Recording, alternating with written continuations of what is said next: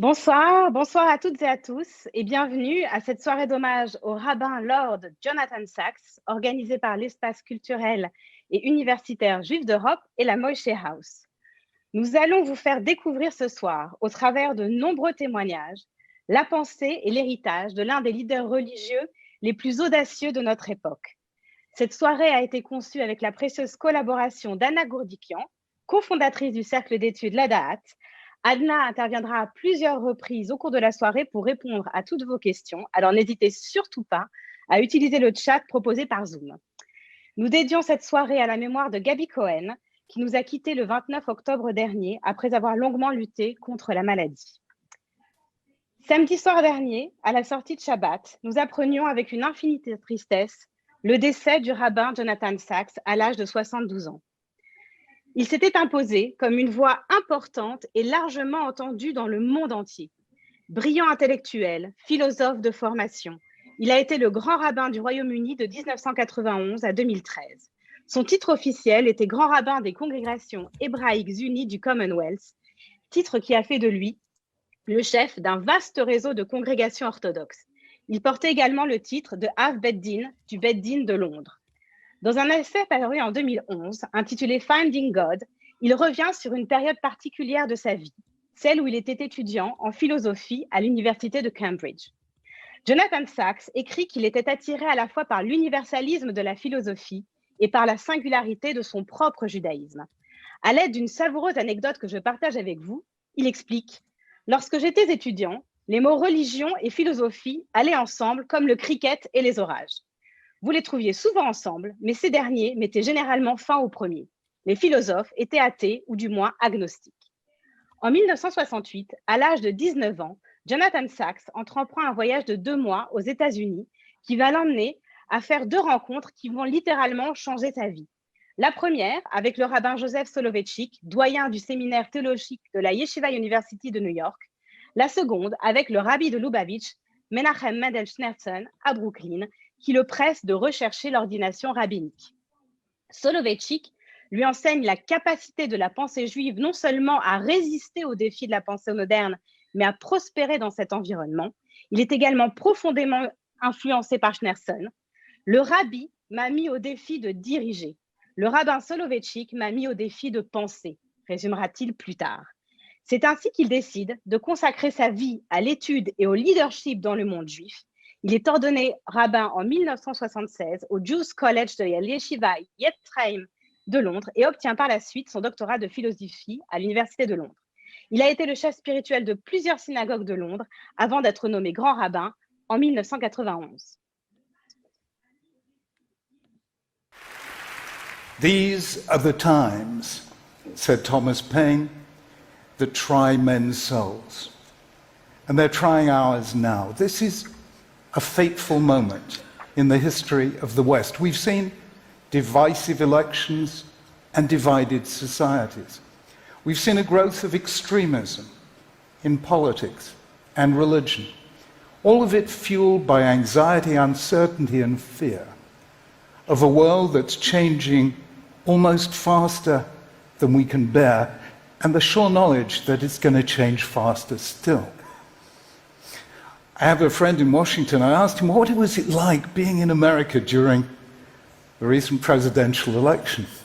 He said to me, well, it was like the man sitting on the deck of the Titanic with a glass of whiskey in his hand, and he's saying, I know I asked for ice.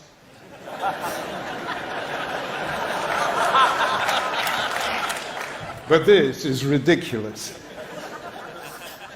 So, is there something we can do, each of us, to be able to face the future without fear? I think there is. And one way into it is to see that perhaps the most simple way into a culture and into an age is to ask, what do people worship? People have worshipped so many different things, the sun, the stars, the storm. Some people worship many gods, some one, some none. In the 19th and 20th centuries, people worshipped the nation, the Aryan race, the communist state. What do we worship? I think future anthropologists will take a look at the books we read on self-help, self-realization, self-esteem.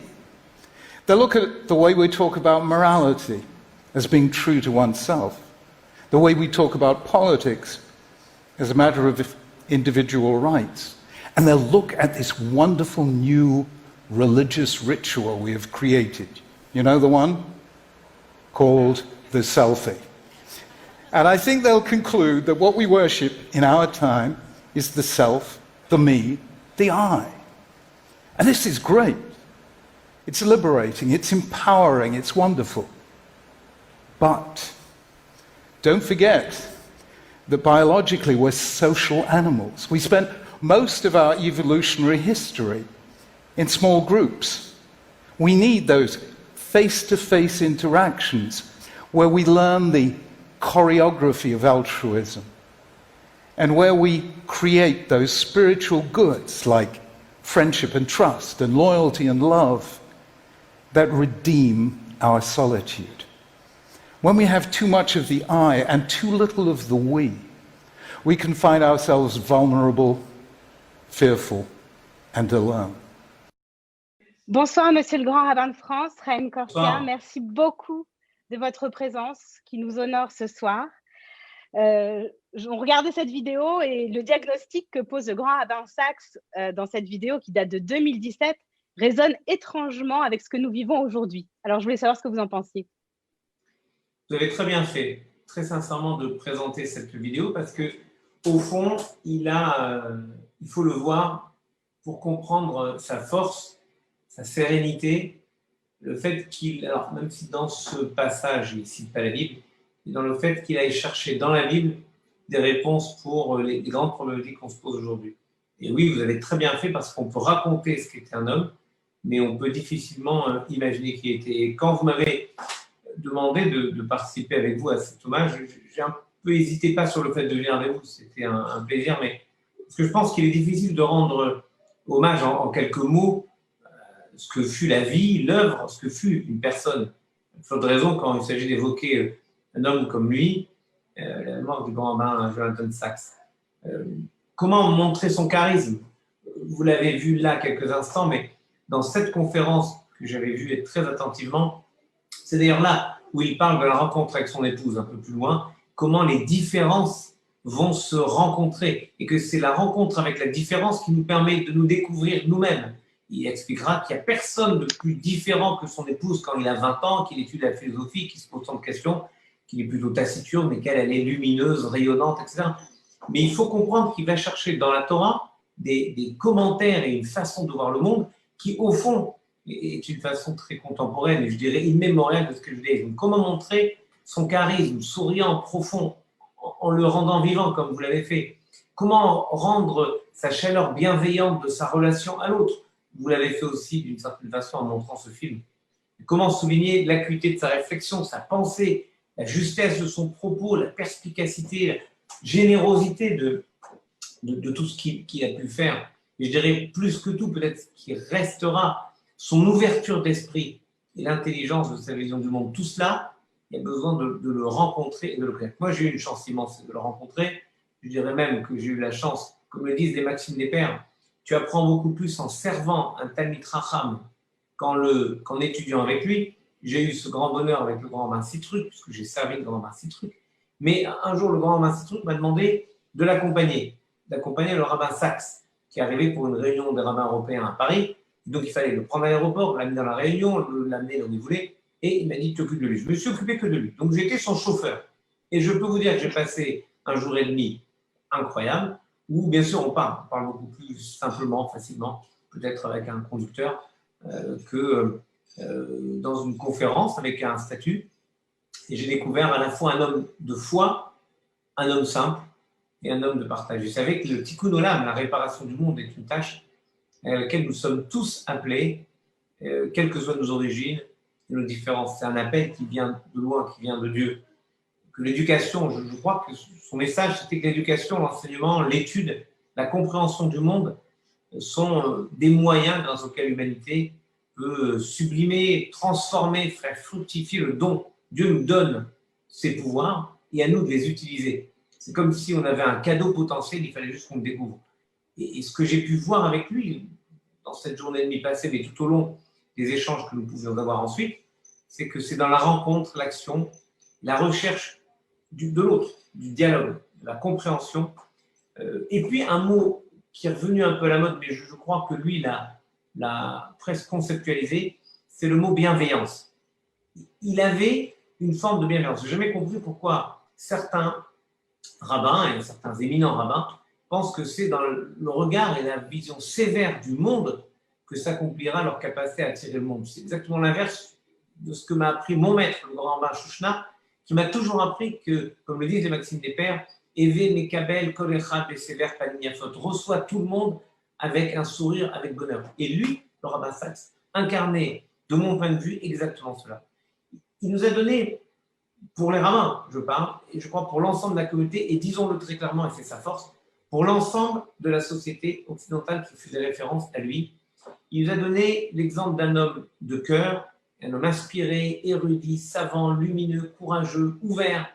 Et il est tant en Grande-Bretagne qu'en Commonwealth, ce que vous avez rappelé avec beaucoup de justesse, et son titre officiel, un peu comme la reine d'Angleterre, qui est la reine d'Angleterre et du Commonwealth. Il était le grand rabbin de Grande-Bretagne et du Commonwealth, mais il a laissé, je crois, en Grande-Bretagne et dans le Commonwealth et dans le judaïsme mondial, une trace profonde. Et je crois que, oui, on peut pleurer avec sa famille, ses proches, ce manque, cette disparition si soudaine et si jeune, mais ce qu'il a apporté au monde juif, nous éclairera et on peut tirer, je crois, beaucoup de son enseignement et de sa vie, de sa façon d'être et sa façon de voir le monde. Je voudrais juste… Monsieur le Grand Rabbin de France, on remarque aussi que dès sa prise de fonction, en 1991, il a lancé un appel qu'il a appelé la décennie du renouveau, Decade of Renewal, visant à redynamiser la communauté juive britannique. Est-ce que ce volontarisme pour changer les choses dans sa propre communauté constitue pour vous une source d'inspiration au quotidien?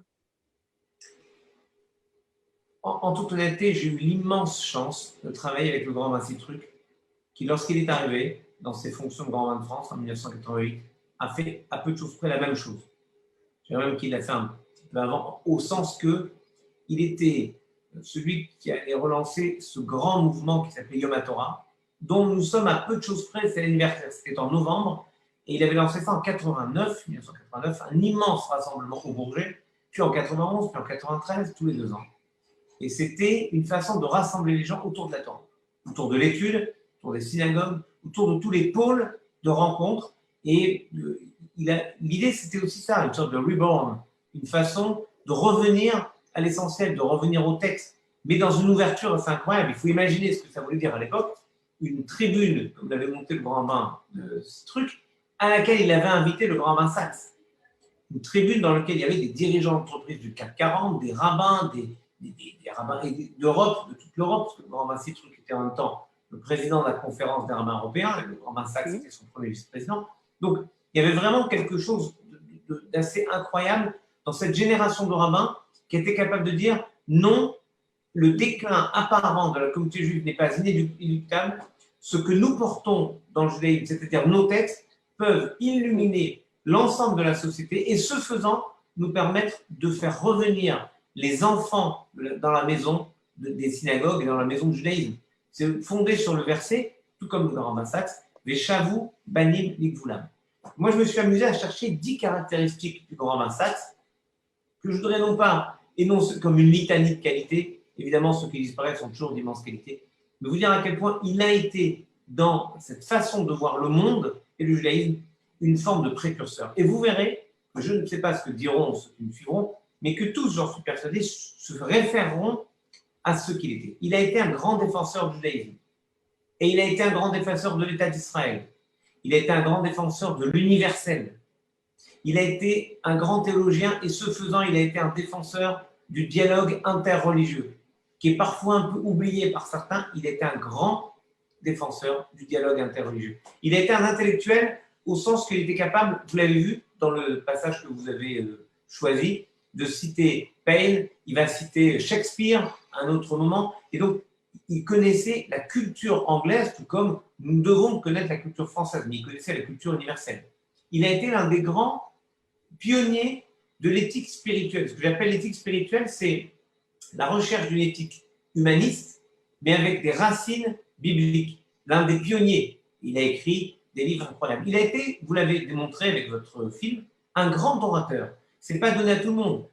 Il y a des penseurs, des intellectuels qui ont des difficultés, je vais presque dire, à l'oral.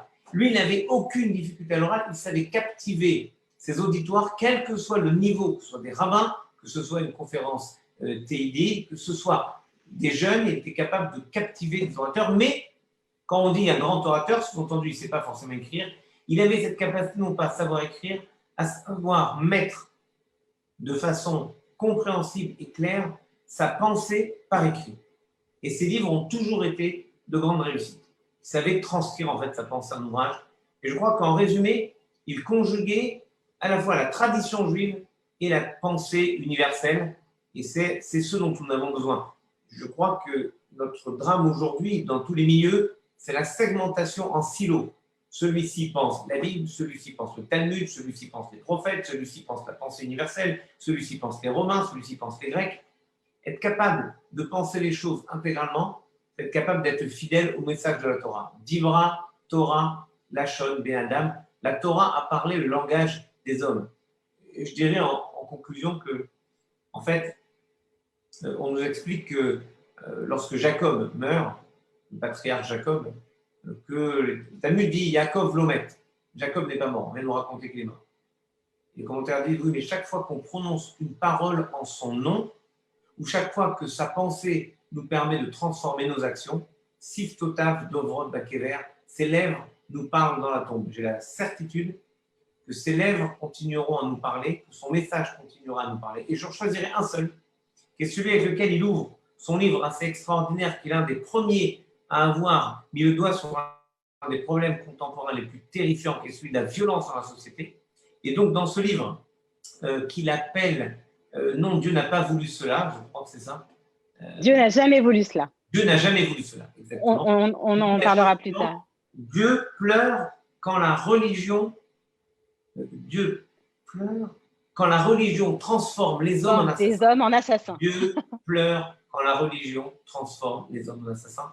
Et je me dis, c'est un message que nous devrions porter, j'allais presque dire urbi et orbi, partout dans le monde, pour dire que jamais Dieu n'a demandé cette violence. Et alors on pourrait se dire, oui, mais c'est de belles idées humanistes, mais ce n'est pas vrai dans la Torah. C'est faux. Et je voudrais conclure avec une petite interprétation talmudique qui lui est dédiée. Le Talmud nous raconte dans le traité Sanhedrin, page 99a, qu'il y avait un tabernacle. Le tabernacle se trouvait à Shiloh. Et à 5-6 km de là, il y avait un temple idolâtre qui sacrifiait des bêtes pour Baal. Et donc, pour Micha. Et donc, chaque fois que les sacrifices se faisaient en même temps, les fumées montaient au ciel et se mélangeaient. Elles arrivaient au ciel mélangées, les fumées des sacrifices pour Dieu et les fumées des sacrifices pour les idoles. Les anges du service divin, nous raconte la Gemara, disent à Dieu, mon Dieu, tu veux qu'on aille détruire ce temple idolâtre pour l'empêcher de perturber les sacrifices qui sont faits dans ton tabernacle. Dieu leur dit, calmez-vous. De la même façon que Lord Rabbi Sachs nous dit, calmez-vous. Pourquoi calmez-vous, dit Dieu aux anges? Parce que le culte de Micha consiste à mettre de la nourriture devant l'idole. Et cette nourriture est consommée par les pauvres et les gens de passage qui n'ont rien à manger. Ils apportent un peu de bien au monde, laissez-les faire. Et je crois que cette tolérance, cette ouverture, cet appel à la non-violence dans les religions, c'est un appel qu'on peut mettre au crédit immense de Lord Rabbi Jonathan Sachs, et qu'il nous importe, de la même façon que l'Angleterre a su le reconnaître comme un des pères de la nation, c'est-à-dire une référence, pour en faire nous aussi une forme de repère. Merci beaucoup, Chaim Corsia. Merci beaucoup, Monsieur le Grand Rabbin de France, pour votre témoignage si important ce soir. On a la chance d'accueillir avec nous un autre rabbin, Moshe Sebag, rabbin de la Grande Synagogue de la Victoire. Bonsoir, Moshe. Merci de ta présence parmi nous. Alors, Moshe, ton témoignage est très important pour nous ce soir, parce que les cours hebdomadaires que tu organises depuis plusieurs années à la Grande Synagogue de la Victoire portent sur les commentaires du Rav Sachs sur la paracha. C'est vrai. Alors, depuis 4 ans à peu près, j'ai découvert le livre de Rabbi Sachs. je n'ai pas eu la chance de le connaître personnellement, mais le lien a été fait faire à mesure avec l'étude. Ça veut dire qu'on sait très bien qu'on étudie ce que notre cœur nous attire à apprendre et les paroles qui nous parlent à nous-mêmes. Ça veut dire que c'est des paroles que lorsqu'on va prononcer, lorsqu'on va enseigner, on va avoir une solidarité. On ne va pas dire quelque chose qui seulement qui quelqu'un d'autre, on a appris chez quelqu'un d'autre. Il faut qu'on sent une profonde solidarité, lien avec ces paroles. Et le grand rabbin de France a bien parlé de son érudit et de la Torah, de la philosophie. Et les choses qui m'ont beaucoup touché, c'est son humanisme. Ça veut dire qu'il était tellement sensible, à ce qui se passe dans la société et ce qui se passe autour de lui, et la place de notre peuple au sein de nations. Et toujours, ces explications étaient très, très touchantes. Ça veut dire que sa générosité des cœurs, sa sensibilité et son écoute m'a touché et c'était quelque chose de fort pour transmettre. Je vous ai dit, hier, on a parlé ensemble, vous m'avez dit qu'à la fin de cette séance, il y aura les cours de Parashat et Sarah. Alors, je ne vais pas toucher ce qu'il a dit cette semaine, mais je vous ai dit que je vais parler un petit peu sur l'identité juive. Ça veut dire, c'était quoi pour lui l'identité? Et pourquoi je voudrais parler? Parce que j'ai appris à l'aimer, ou que je me suis relié à lui, essentiellement par ses enseignements. Lorsqu'on parle, je donne un exemple d'un article qu'il a écrit. Alors, l'identité juive, est-ce que, ça veut dire, lorsqu'on parle d'identité, je pose la question qui je suis et pourquoi je suis là et quel est le chemin, quels sont les véritables chemins que je dois suivre. Et comme Rabbi Isaac, il commence par l'antithèse, il dit la science, on va prendre la science aujourd'hui. La science, on arrive à comprendre les comment, mais pas les pourquoi. Ça veut dire, on va prendre le Covid-19, on comprend le noyau de ce virus, etc. Mais les pourquoi, on ne comprend pas dans la science. Dans la technologie, c'est la puissance, mais on n'a pas toujours la réponse comment utiliser cette puissance. La finance, par exemple, les marchés financiers. Les marchés financiers nous donnent un choix extraordinaire, mais ils ne nous donnent pas le chemin de choisir. La démocratie, c'est une liberté. Il nous encourage la liberté, mais il nous donne pas quel est le vrai chemin de la vie dans cette grande liberté. Ça veut dire qu'il aimerait dire que lorsque un homme pose la question que je suis, pourquoi je suis là, et quel est le chemin que je dois le prendre, même que au XXIe siècle, nous avons la science, la technologie, la démocratie, ce n'est pas sûr que je peux me positionner. Et il est intéressant de voir, comme toujours, Rabbi Isaac, si c'est Abraham, si c'est Moïse, si c'est nos patriarches, ils essaient de voir un enseignement de nos jours. Il dit, Moshe Rabbeinu, il se trouve devant les buissons ardents. Et là, Dieu lui nomme autant qu'un dirigeant, qu'un sauveur des peuples d'Israël. Et Moshe, il répond, Mi Anochi. Ça veut dire qui je suis pour aller chez Pharaon pour faire sortir le peuple d'Israël d'Égypte. C'est vrai, au premier bord, on va le dire, ah oui, c'est l'humilité. Moshe, il dit qui je suis. Mais le Rabbi Saxton dit non, il y a ici un autre aspect, une autre profondeur. Qui je suis, qu'est-ce que ça veut dire qui je suis? En fait, Moshe, il a grandi dans la maison des pharaons. Alors, il est égyptien, il a été éduqué, c'est la fille des pharaons qui l'a sauvé. Puis, il a grandi la plupart des temps de sa vie à Midian. Il s'est marié avec Tsipora. Il est resté là-bas jusqu'à l'âge de 80 ans. Alors, est-ce qu'il est midianite? Est-ce qu'il est égyptien? Mais il est aussi un hébreu. Il est ivri, il est israélite. Alors, c'est une véritable mi-anochi, évidemment, dire pour qui je suis pour aller, mais non, qui je suis? Moshe Rabbeinu, il a posé la question qui je suis. Et là, Moshe, il pose la question à Dieu, mais qu'est-ce que je vais dire à ce peuple? Qui m'a envoyé? Et là, on voit que Dieu il dit « Eya Asheriye », ça veut dire l'éternité, c'est l'Éternel qui vous envoie. Mais il rajoute quelque chose. « Je suis le Dieu d'Abraham, d'Isaac et de Jacob. Voilà mon nom. Zeshemi Leolam, voilà mon nom éternel. Zezikhi et Dorvador, voilà la mémoire de Dieu qui va être qui sera transmis de génération en génération. » Qu'est-ce que ça veut dire? C'est quoi ce message? Je vais dire quoi? Je vais dire que je suis Moshe, le fils d'Amram, de Yochevet, fils de Lévi?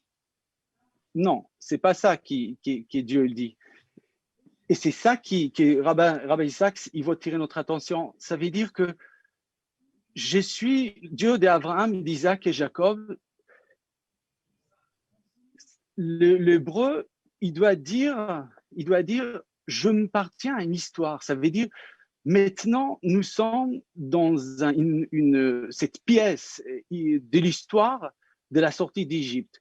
J'appartiens à une histoire. Parce que si j'ai dit que l'hébreu, les juifs, c'est celui qui est le fils d'eux, et qu'est-ce qu'on fait avec des enfants adoptés? Qu'est-ce qu'on fait avec les convertis? Ça veut dire qu'ils n'ont pas la place au sein d'un peuple.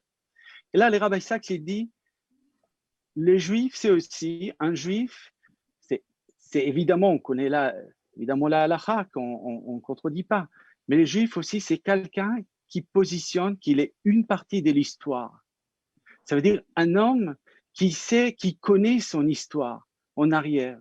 Le nom de Dieu est éternel, mais Zezikhi le Dorvador, ça veut dire la mémoire de Dieu, c'est de génération en génération. Ça veut dire si on sait transmettre de génération en génération. C'est très intéressant parce que dans la Haggadah qu'il a écrit, on va lire Arami Ovedavi. Ça veut dire, voilà, l'hébreu qui arrivait à la terre d'Israël dans la fête de Shavuot, les Pentecôtes juifs, qui se trouve avec les prémices devant Dieu et il rappelle que voilà comment Jacob était la maison de Laban et après on était en Égypte, nous étions esclaves, il raconte l'histoire et voilà je suis avec les fruits devant toi, l'Éternel Dieu. Et qu'est-ce qu'il veut dire cet hébreu? Il veut dire que c'est quoi Dieu, c'est le Dieu roi de la nature. Est-ce que Dieu c'est le roi de l'histoire? Ou pour moi, ce qui fait mon identité, c'est la mémoire. Ça veut dire la mémoire devient une obligation religieuse. Et ça, c'est un autre aspect de notre identité. Ça veut dire Merci beaucoup, Moshe. Et je vais terminer, Nathalie, parce que c'est exactement, par exemple, il a cité Churchill ici, et Churchill, il a dit, plus vous avez l'horizon, le regard en arrière, plus vous voyez loin en arrière, vous voyez loin en avant. Ça veut dire vous avez plus de perspectives en avant. Et voilà une idée qu'on peut parler. Et je vais terminer par une parole qu'il a écrite, une citation. Être heureux, et je pense que c'est vraiment un hommage pour lui. Être heureux ne signifie pas que vous avez tout ce que vous voulez et tout ce qu'on vous a promis. Cela signifie simplement que vous avez fait ce que vous avez été appelé à faire, que vous avez fait un début, et que vous avez ensuite passé les relais à la génération suivante. Et comme le grand rabbin de France a rappelé, c'est écrit dans les traités Brachot, le juste, même dans la mort, sont considérés comme s'ils étaient encore vivants, parce que le juste laisse une trace vivante chez ceux qui viennent après eux. Et voilà. Merci beaucoup, Moshe. Merci beaucoup d'avoir rappelé les enseignements du Rav Sachs. On va maintenant accueillir Daniel Guerrier. Daniel, bonsoir et bienvenue parmi nous. Vous êtes enseignante au Centre chrétien d'études juives du Collège des Bernardins et membre du Conseil national pour les relations avec le judaïsme. Le rabbin Sachs, comme l'a rappelé Chaim Korsia, était un véritable bâtisseur des relations interconfessionnelles et du dialogue interreligieux, Quel a été son apport au dialogue entre les Juifs et les chrétiens? Merci Nathalie, bonsoir à tous.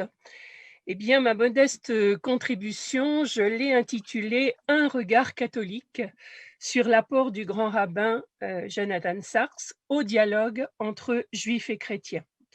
C'est une bien modeste contribution d'une catholique engagée dans le dialogue entre Juifs et chrétiens déjà depuis quelques décennies et y exerçant diverses responsabilités, comme vous l'avez rappelé, que je voudrais partager ce soir avec vous pour rendre hommage au grand rabbin Jonathan Sacks et à son œuvre si éclairante et si inspirante. Je dois dire qu'en France, le rabbin Sacks et sa pensée sont peu connus du milieu catholique, même celui qui est intéressé par le dialogue, probablement pour une question de langue, mais bien sûr, il est connu par ceux qui sont réellement engagés dans les cercles d'études et de transmission au niveau de ce dialogue. Je remarque que sa disparition a été mentionnée par le journal La Croix, qui lui a consacré un bon article, tout comme ce même journal avait publié une recension de son ouvrage assez complète, ouvrage traduit en français qui vient déjà d'être cité, « Dieu n'a jamais voulu ça ». L'Observatore Romano, qui est l'organe de presse du Vatican, lui a rendu un très long et bel hommage la semaine dernière, parce qu'il était une voix familière, reconnue et écoutée dans les diverses rencontres interreligieuses à caractère international et dont le Vatican est souvent partie prenante par le Conseil pontifical pour les relations avec le judaïsme. Reste surtout dans la mémoire catholique le voyage du pape Benoît XVI en Grande-Bretagne en septembre 2011, où il fut accueilli par le rabbin Sacks accompagné d'autres personnalités non chrétiennes. Et en retour aussi, ce qui a marqué, c'est la visite du rabbin Sacks au pape Benoît XVI en décembre 2011, visite qualifiée par le Vatican d'historique. Cette visite fut suivie par une conférence donnée par le rabbin Sacks sur l'âme de l'Europe à l'Université pontificale grégorienne de Rome. Il s'était alors interrogé sur la manière dont Juifs et chrétiens peuvent apporter leur contribution à la société. Il avait repris à son compte les termes de minorité créative, une formule bien aimée du pape Benoît XVI, et il avait ajouté « Le temps est venu d'une nouvelle phase. Face à la sécularisation, il est possible de proposer une éthique judéo-chrétienne.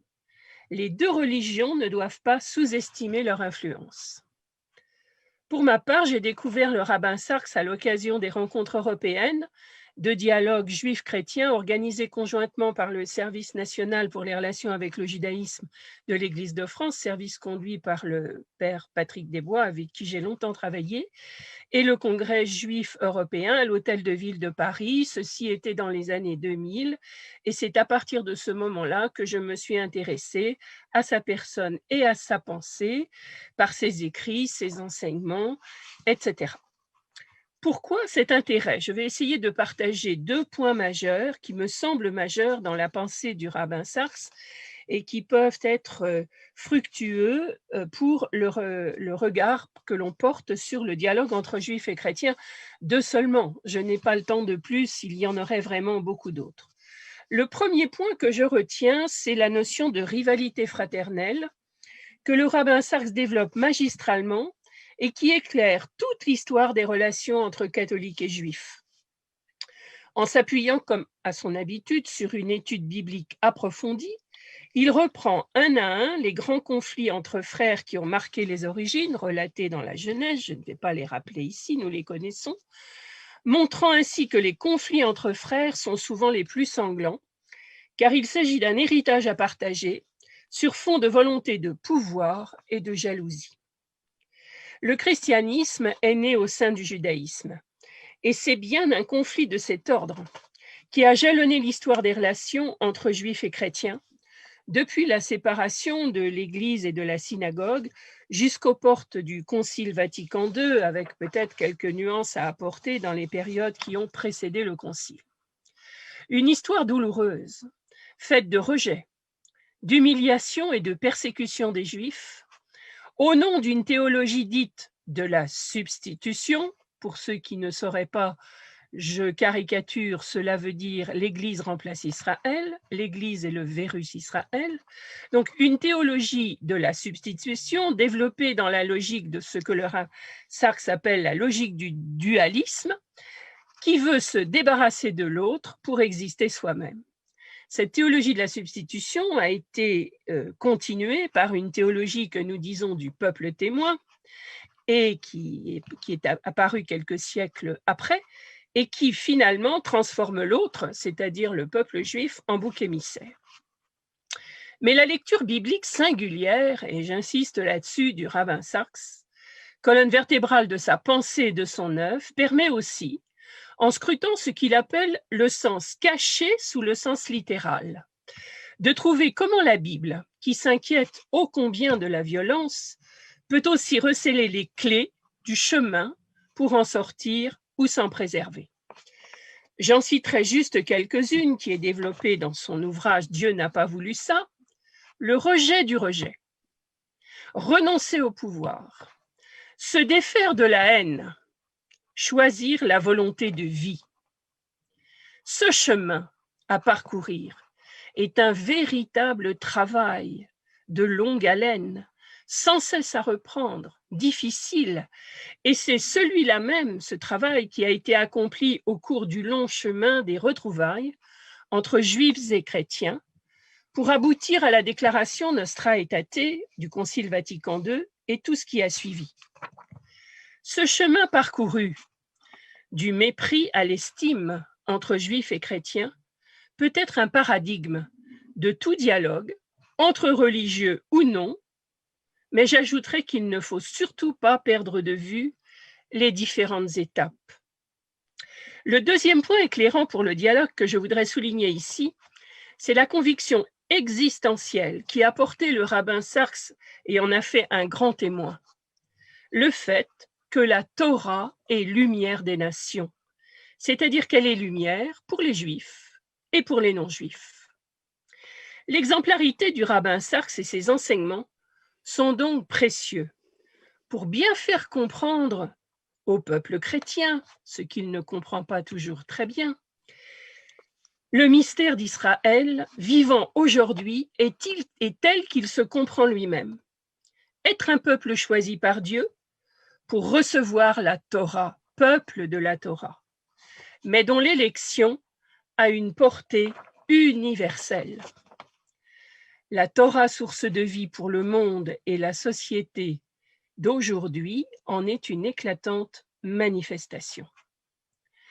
C'est ainsi que le rabbin Sachs, bien enraciné dans sa propre tradition, et nous savons tous que c'est la condition sine qua non à une vraie rencontre, a abordé tous les domaines de la pensée et a pris une part active et constructive pour réfléchir aux grands problèmes de la société contemporaine, alliant de manière magistrale tradition et modernité.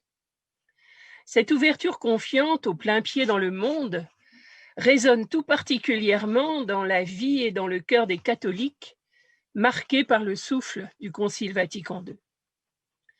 Un autre aspect de cette thématique de la Torah, lumière des nations, touche en plein cœur de la rencontre entre juifs et chrétiens. Car nous avons des écritures en commun, elles sont dans nos canons respectifs.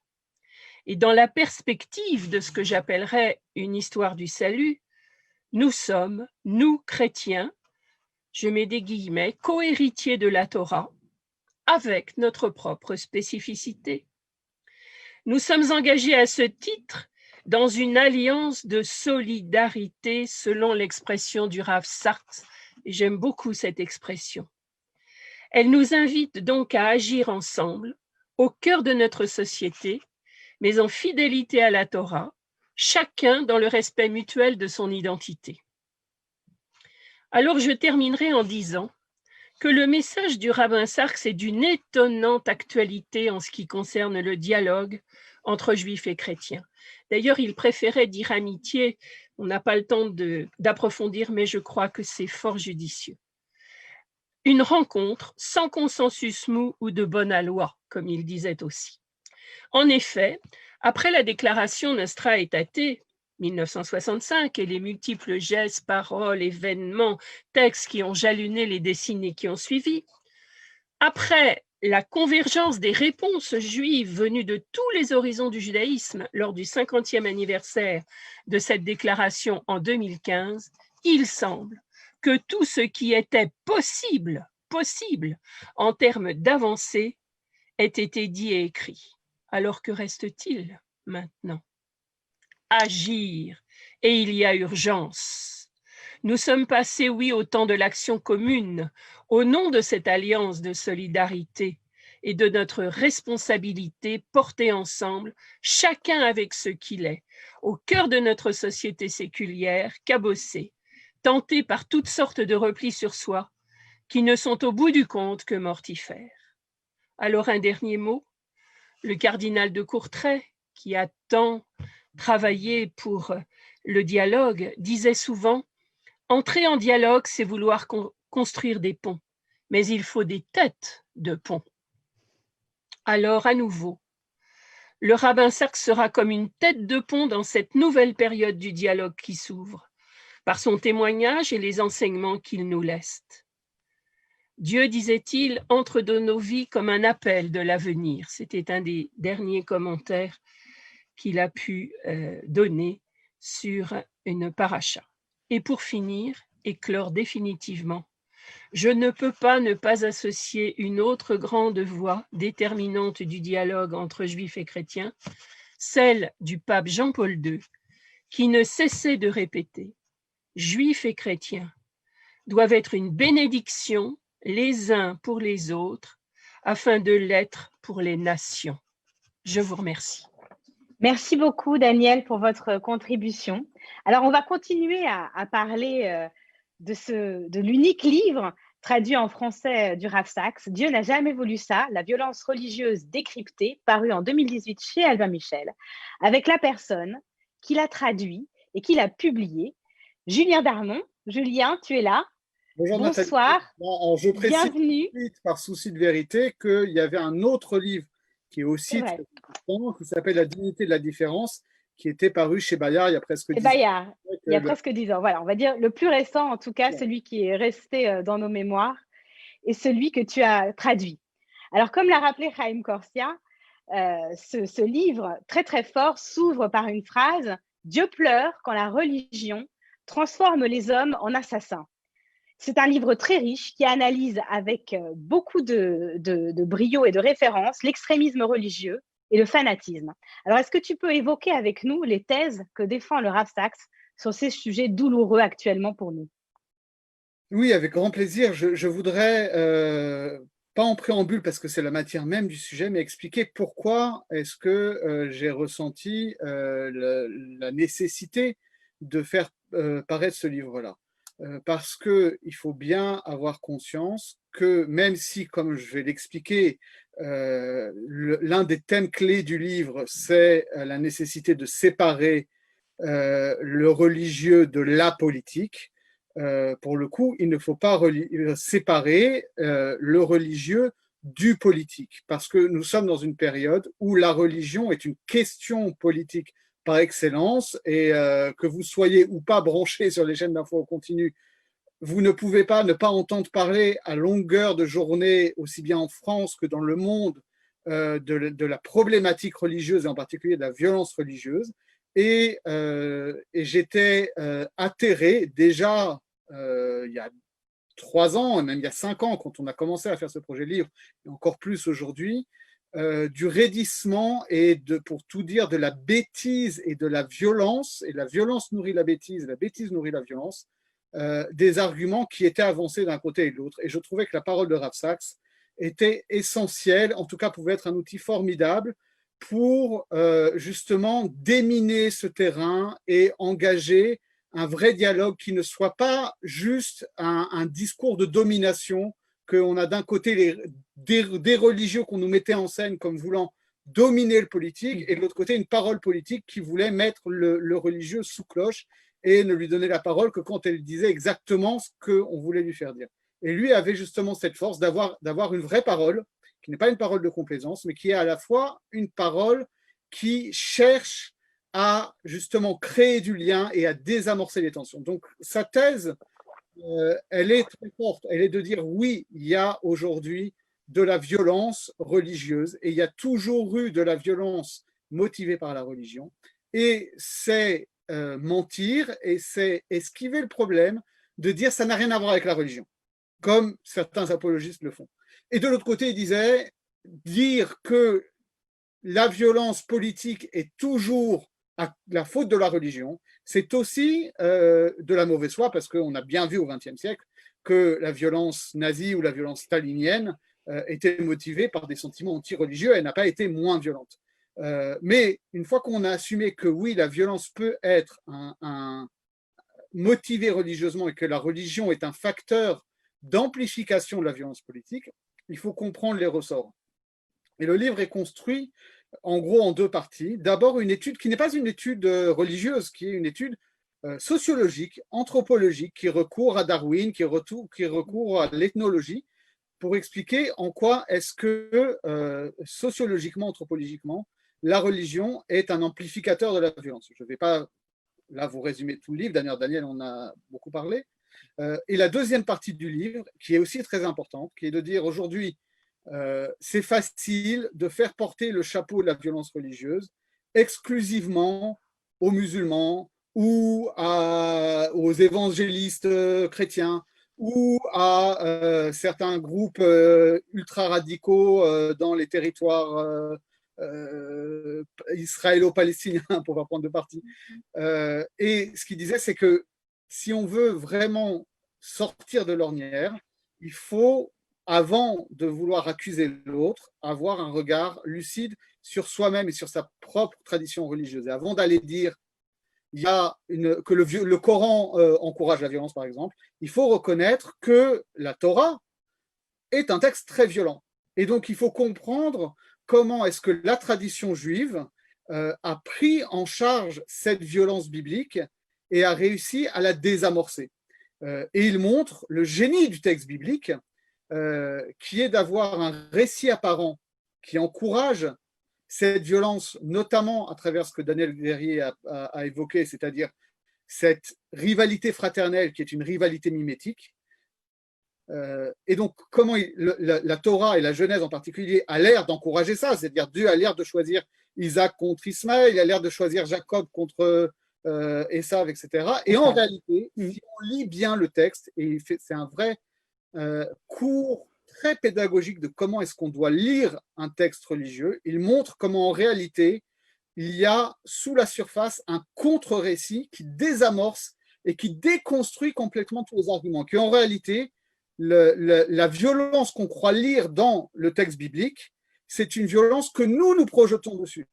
C'est une violence qui vient de nos affects humains, qu'en réalité, nous devons nous faire violence à nous pour nous mettre à l'école du texte biblique, de le lire patiemment et qu'il nous donne en réalité les outils pour désamorcer cette violence.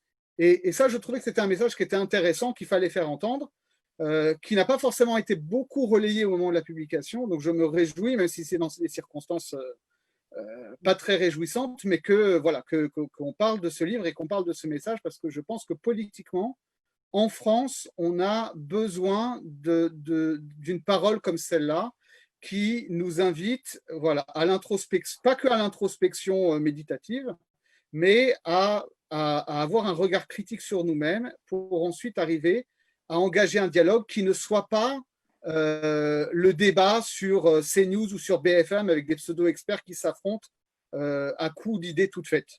Voilà. D'ailleurs, vers la fin du livre, et Daniel l'évoquait également, Sachs énonce: quand la religion se désengage du pouvoir, elle se libère du fardeau qui consiste, pour parler métaphoriquement, à répartir les chaises longues sur le pont du paquebot de l'État et peut se consacrer à sa tâche véritable, changer la vie. Alors, qu'est-ce que le Rav Sachs entendait par là, Julien?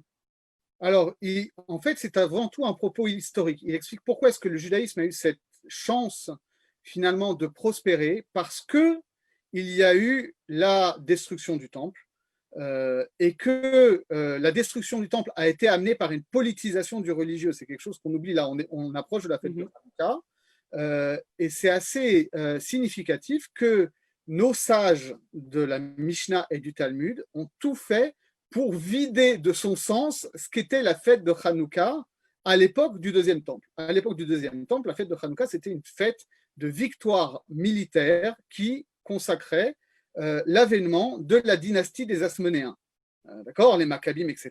Et en fait, c'était quoi? C'était des Kohanim qui détenaient le pouvoir religieux, qui détenaient le pouvoir politique, qui étaient rois et qui avaient le pouvoir religieux des grands prêtres.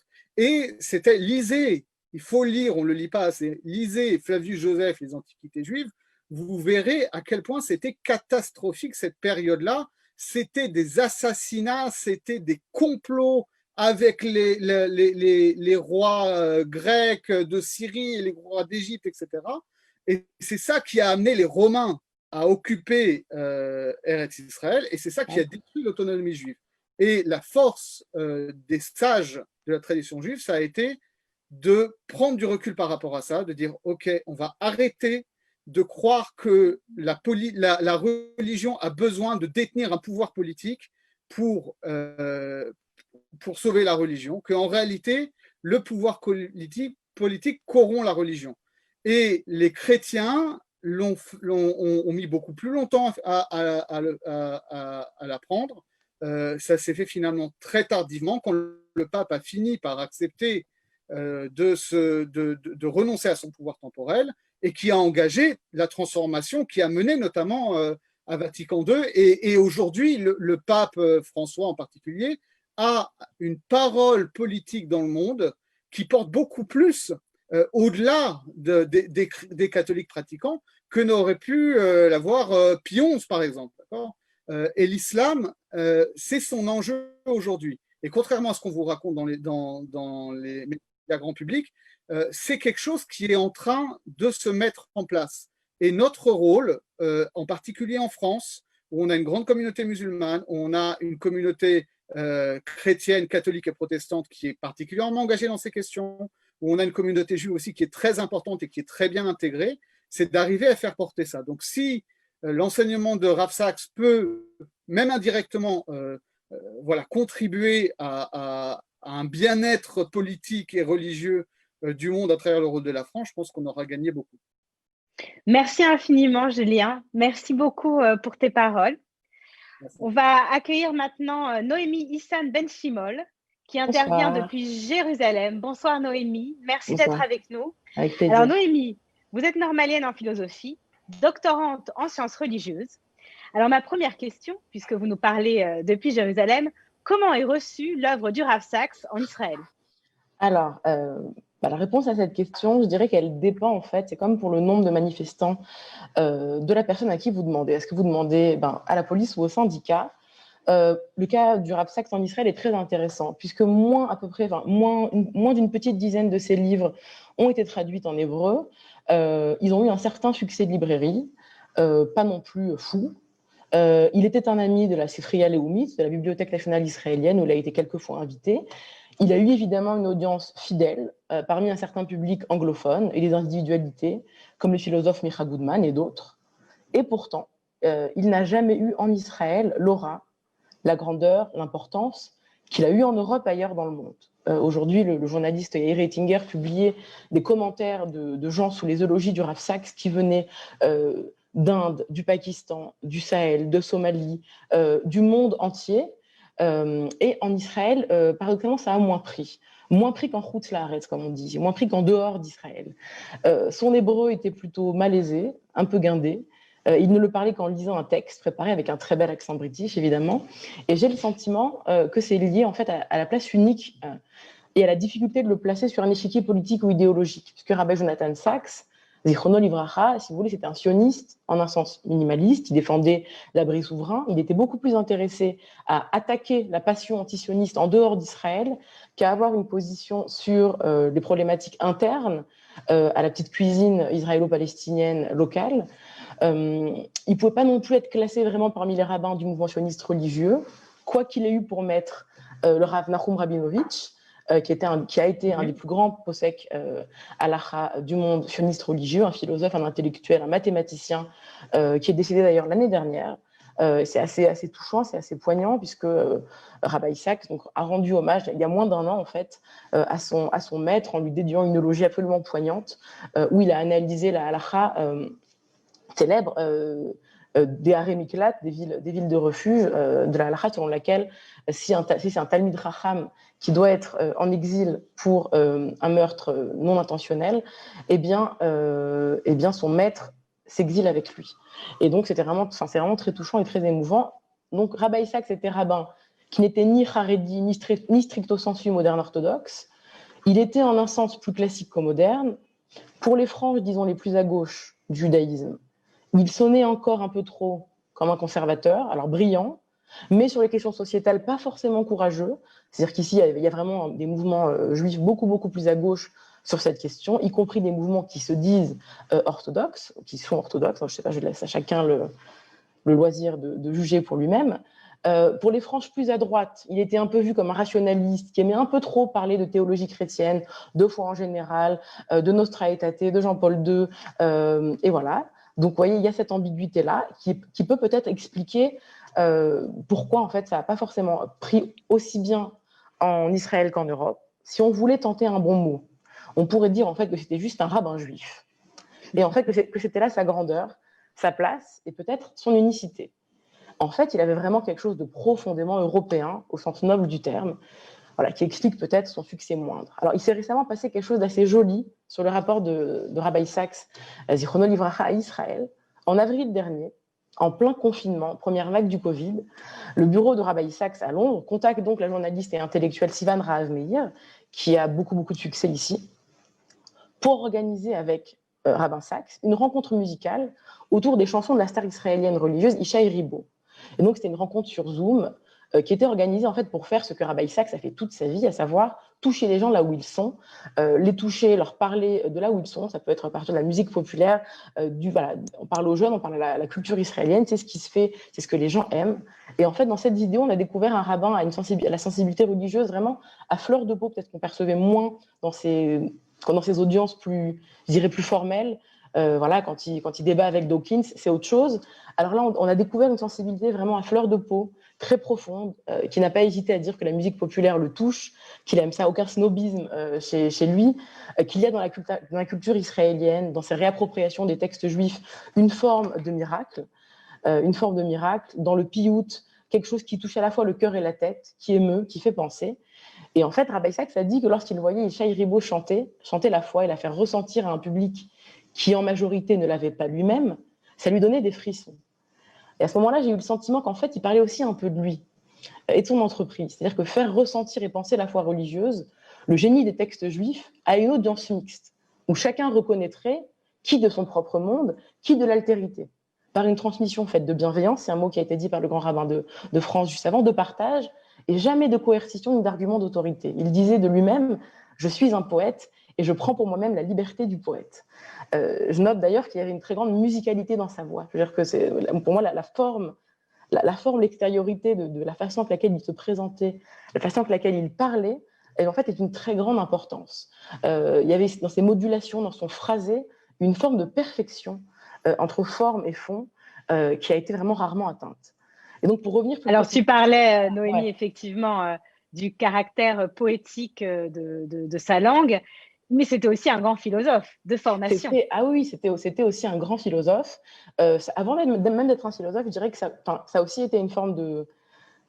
Pas un kirouver, tu sais, c'est pas un rabbin bas de gamme qui rameutait les foules au judaïsme, mais ça a été vraiment un pâtre, comme on dit, vraiment un pasteur haut de gamme, en ce sens qu'il a été vraiment populaire. Il a eu en fait le rôle pour plein de gens, pour plein d'individualités dans le monde entier, le rôle en fait un peu inverse à celui d'un Yeshayahu Leibovitch. Si vous voulez, Leibovitch, on disait de lui en riant à moitié qu'il n'avait pas son pareil pour transformer un juif en questionnement en un athée convaincu. Tu rentrais chez Leibovitch avec des questions, tu ressortais athée, tu étais convaincu. Et ben pour beaucoup de juifs, Rabbi Sachs a eu vraiment le rôle inverse, celui qui ramène à la maison, qui ramène à la raison, qui donne des réponses structurées, fines, intelligentes, cultivées à des questions vertigineuses de la foi. Voilà quoi. Donc oui, Rabbi Sachs, philosophe, c'était pas juste un philosophe amateur, c'était pas juste un philosophe pour non-philosophe. Ah, excusez-moi, je dois juste ouvrir la porte. Une seconde. Je t'en prie, Noémie.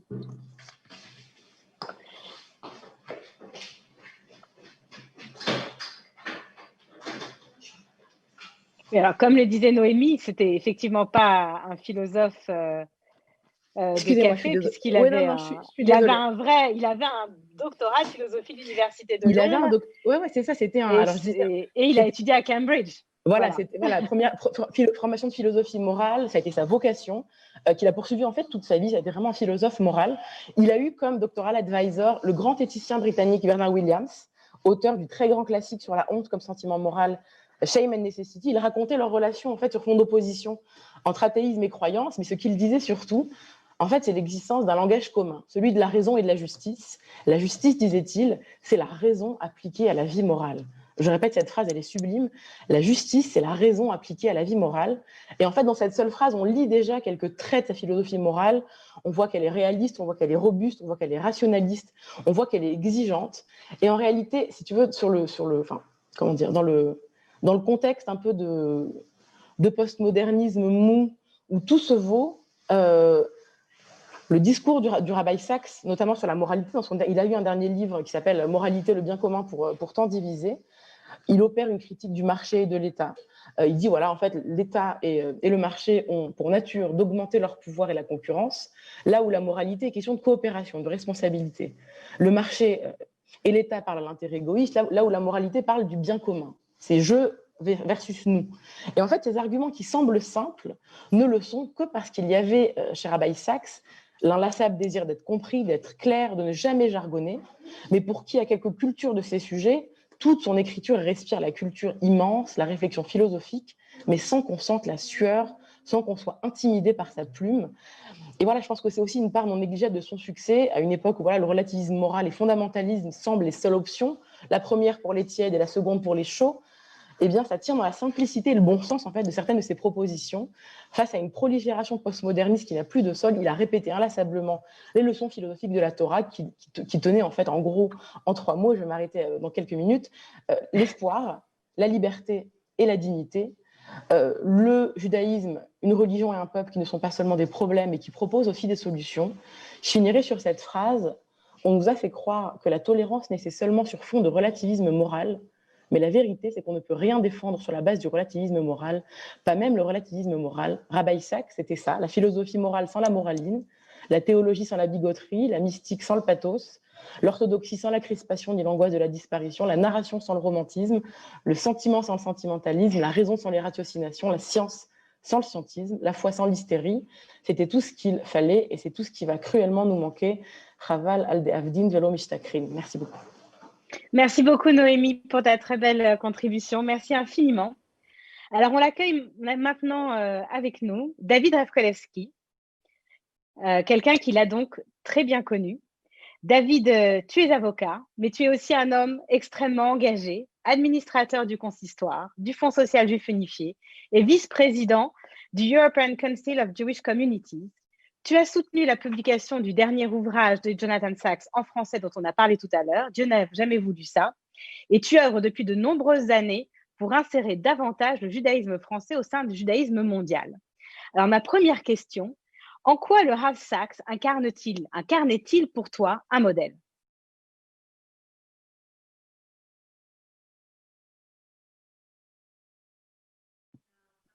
On ne vous entend pas. On ne vous entend pas. David, oui, il faut mettre ton micro. David, on t'entend toujours pas? Voilà. Ça marche maintenant? On t'entend très bien. Très bien. Bon, comme tous avant moi, vous l'avez souligné, le départ de Jonathan Sachs crée un énorme vide. Et d'ailleurs, un vide, alors il n'est pas coutume de rapprocher, quand on fait un éloge, de 2 personnes, mais j'aimerais le faire quand même ce soir, un vide qui fait écho avec un autre géant de notre génération, Adin Steinsaltz. Si je fais ce lien entre les deux, c'est que les deux ont énormément contribué et vont donc beaucoup nous manquer. Alors, Jonathan Sachs a été un penseur, un leader et surtout un éducateur qui nous enjoint de penser le monde, le judaïsme, comme des adultes, mais en plaçant l'action et l'imagination au centre de sa réflexion. Alors, on a évoqué jusqu'à présent plusieurs facettes de sa grande œuvre, du personnage qu'il a représenté pour le judaïsme anglais, pour la Grande-Bretagne, c'était le grand rabbin des Juifs, mais c'était le grand rabbin de la Grande-Bretagne, et plus largement pour le judaïsme anglo-saxon. Et moi, je voudrais insister sur ce qu'il nous apporte aussi en tant que juif français. Alors, j'ai eu, il y a 2 ans, juste après la traduction de Not in God's Name en français, et merci encore à Julien pour cette publication, la difficile tâche de prendre la parole après Jonathan Sacks pour parler des enjeux du judaïsme français lors d'une conférence à Londres. J'avais déjà eu l'occasion de le rencontrer à la fin des années 90, mais j'ai eu le grand plaisir de le voir et surtout la grande émotion. Et j'avais évoqué avec lui l'organisation d'une conférence en France. Et il m'avait dit qu'il fallait attendre qu'il termine son commentaire de la Torah. Et donc, je regrette vraiment qu'on n'ait pas pu réussir à le faire. Mais je voudrais insister sur quelques éléments de son héritage et nous encourager tous à élargir le cercle limité qui s'est nourri de sa pensée en France. D'abord, parce que c'est une pensée qui s'est déployée à la fois à l'oral et à l'écrit, ce qui en France, où cette dualité manque trop, de nous servir d'exemple. Ensuite, parce que c'est une pensée qui s'exprime dans un très grand nombre de registres, le registre du commentaire, bien sûr son commentaire hebdomadaire de la Torah dont on a parlé, qui devait être synthétisé, je pense que ça va faire l'objet d'une œuvre posthume, de ses ouvrages de prière également, son travail remarquable sur différents sidourim, sur tout le rituel, son sidour pour les enfants, ses ouvrages de pensée et de sociologie juive, ses ouvrages sur le peuple juif, ses enjeux, et ses ouvrages, bien sûr, on en a parlé, de prise de position au sein de la cité.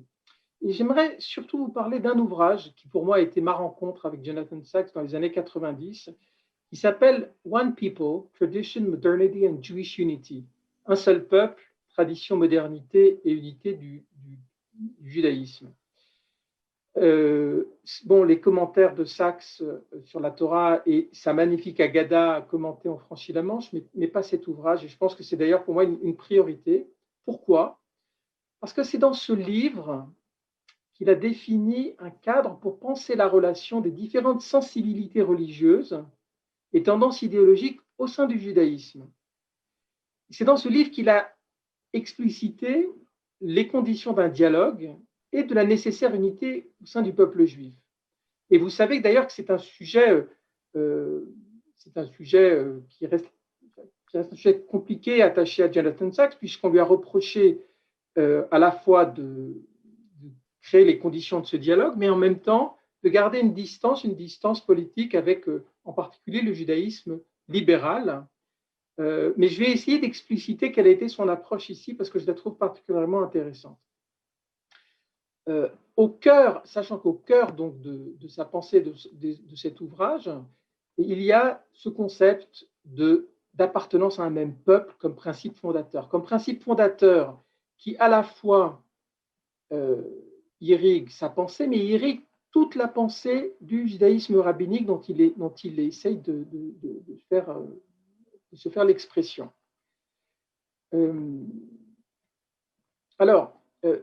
La première chose, et c'est un de ses premiers messages, c'est de nous rappeler, et c'est en cela qu'il est un grand leader, que chaque génération est différente. Aucune n'est semblable. Le monde change, et la mission des leaders juifs est de nous aider à nous adapter au nouveau monde sans perdre foi dans l'ancien. Et il nous rappelle à ce propos que avant la Révolution française, la vie juive était un donné, pas un choix. Et après la Révolution française, progressivement, et nous sommes en ce sens des juifs modernes, les juifs deviennent des adjectifs. On n'est plus juif, on est un juif orthodoxe, on est un juif libéral, on est un juif sioniste, laïque, ou encore marxiste, freudien. Comme il le dit d'ailleurs joliment en français dans cet ouvrage, on ne peut plus être un juif tout court, cité français tout court dans le texte. Alors oui, le pluralisme existe, il le rappelle dans le judaïsme orthodoxe, la reconnaissance des Sfarades, des Ashkenazes, des Chassidim, des Mitnagdim, on peut être rationaliste et ou mystique, intellectuel et émotionnel, nationaliste, universaliste, piétiste et pragmatique, mais le judaïsme ne reconnaît pas la légitimité d'interprétations qui abandonnent les croyances fondamentales dans l'autorité rabbinique, dans l'autorité de la loi. Donc, en cela, le Rav Sacks est un rabbin orthodoxe qui s'inscrit dans l'importance de la reconnaissance dans l'unité de la loi. Alors, et je crois que ça parcourt tout son œuvre, il insiste sur le fait que le pouvoir il rappelle que le pouvoir de légiférer des sages connaît une limite. Et cette limite, c'est le besoin d'unité, le refus de la division, l'otique d'Odedou. Et il rappelle qu'aucun décret ne peut être adopté dans le judaïsme auquel la majorité ne peut adhérer. Donc, la loi, la halakha du sage, vise l'universalité de la loi avec le désir de conserver toute la communauté dans le cadre de la loi. Et il rappelle ce profond besoin d'unité dans un monde où 80% des Juifs ne se sentent précisément plus liés par la loi et par cette halakha. Face à cela, il existe une tentation de l'orthodoxe qui est que s'il considère que le monde juif est engagé dans un processus destructif d'acculturation et de sécularisme, il faut arriver à la conclusion de la nécessité d'avoir une approche confrontationnelle. Et c'est d'ailleurs l'approche qu'une partie du judaïsme ultra-orthodoxe a adoptée. She'erit a appelé Ita renforcer les croyants restants. Et pour Jonathan Sacks, cette approche est une tragédie. Et cette tendance, de manière plus générale, à rendre la loi plus stricte, où désormais l'objectif n'est plus la perfection de la société ou du peuple juif, mais celle de l'individu, va à l'encontre de l'approche traditionnelle. Une approche qui privilégierait celui qui croit Dieu au détriment de l'inclusivité, inclure le plus possible.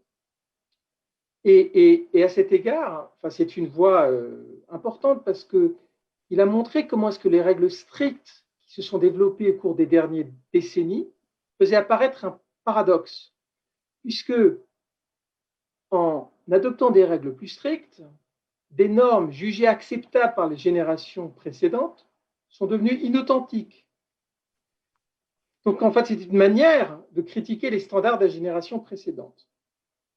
Et de la même manière, il a développé une critique de cette religiosité d'élite qui était en rupture avec la modération comme norme religieuse à rechercher. Alors, en conclusion de cet ouvrage, son maître mot, l'inclusivisme. Et l'inclusivisme, comment ?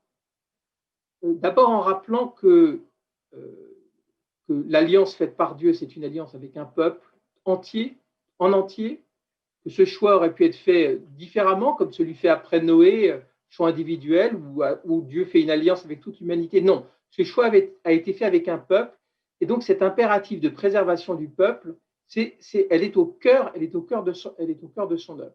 Alors dans ce cadre, il propose plusieurs choses, alors qui n'ont d'ailleurs pas été jugées satisfaisantes, et lui-même disait qu'on lui reprochait son paternalisme ou son impérialisme, notamment dans les milieux libéraux.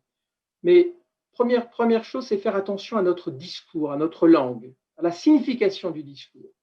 Donc dans les désaccords qui existent au sein du peuple juif, l'impératif de la tradition du Lelamed Zechut, bien parler de la communauté d'Israël, en écho avec la lutte contre le Lachon Hara. L'hérésie n'existe pas au sein du judaïsme. Et la tradition juive, en retenant la notion de Tinok Shedishba, des juifs qui n'ont pas eu accès à la tradition, les prendre toujours comme faisant un chemin. Et donc, dans ce cadre-là, échanger avec dignité, respect, sans jamais utiliser des moyens coercitifs ou faire de la pression sociale. Dans ce cadre, bien sûr, l'importance suprême de l'éducation. Elle doit répondre aux besoins des enfants. Et pour pouvoir dialoguer avec la culture commune, mais pour pouvoir dialoguer avec cette culture commune, de l'éducation, pour avoir l'éducation juive qui permette d'avoir un dialogue fructueux. Visez toujours la multitude, pas la minorité, dès lors que les consensus et les précédents existent dans la tradition. Une meilleure compréhension également des juifs sécularisés et libéraux.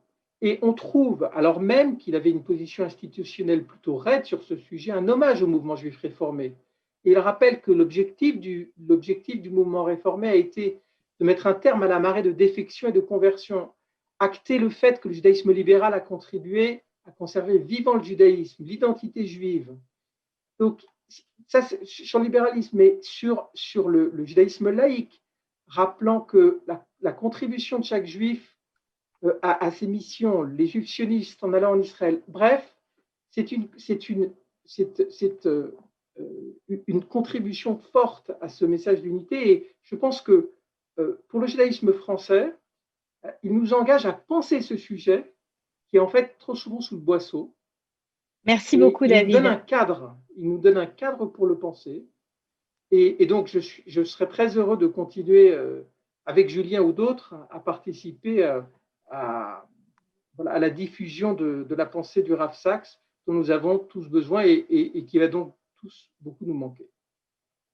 Merci infiniment, David, de ta contribution. Alors, tu as prononcé le mot éducation, donc on va continuer en ce sens en accueillant Norbert Abenaïm. Bonsoir, Norbert. Merci d'être avec nous ce soir. Norbert, vous êtes centralien, spécialiste des questions d'énergie.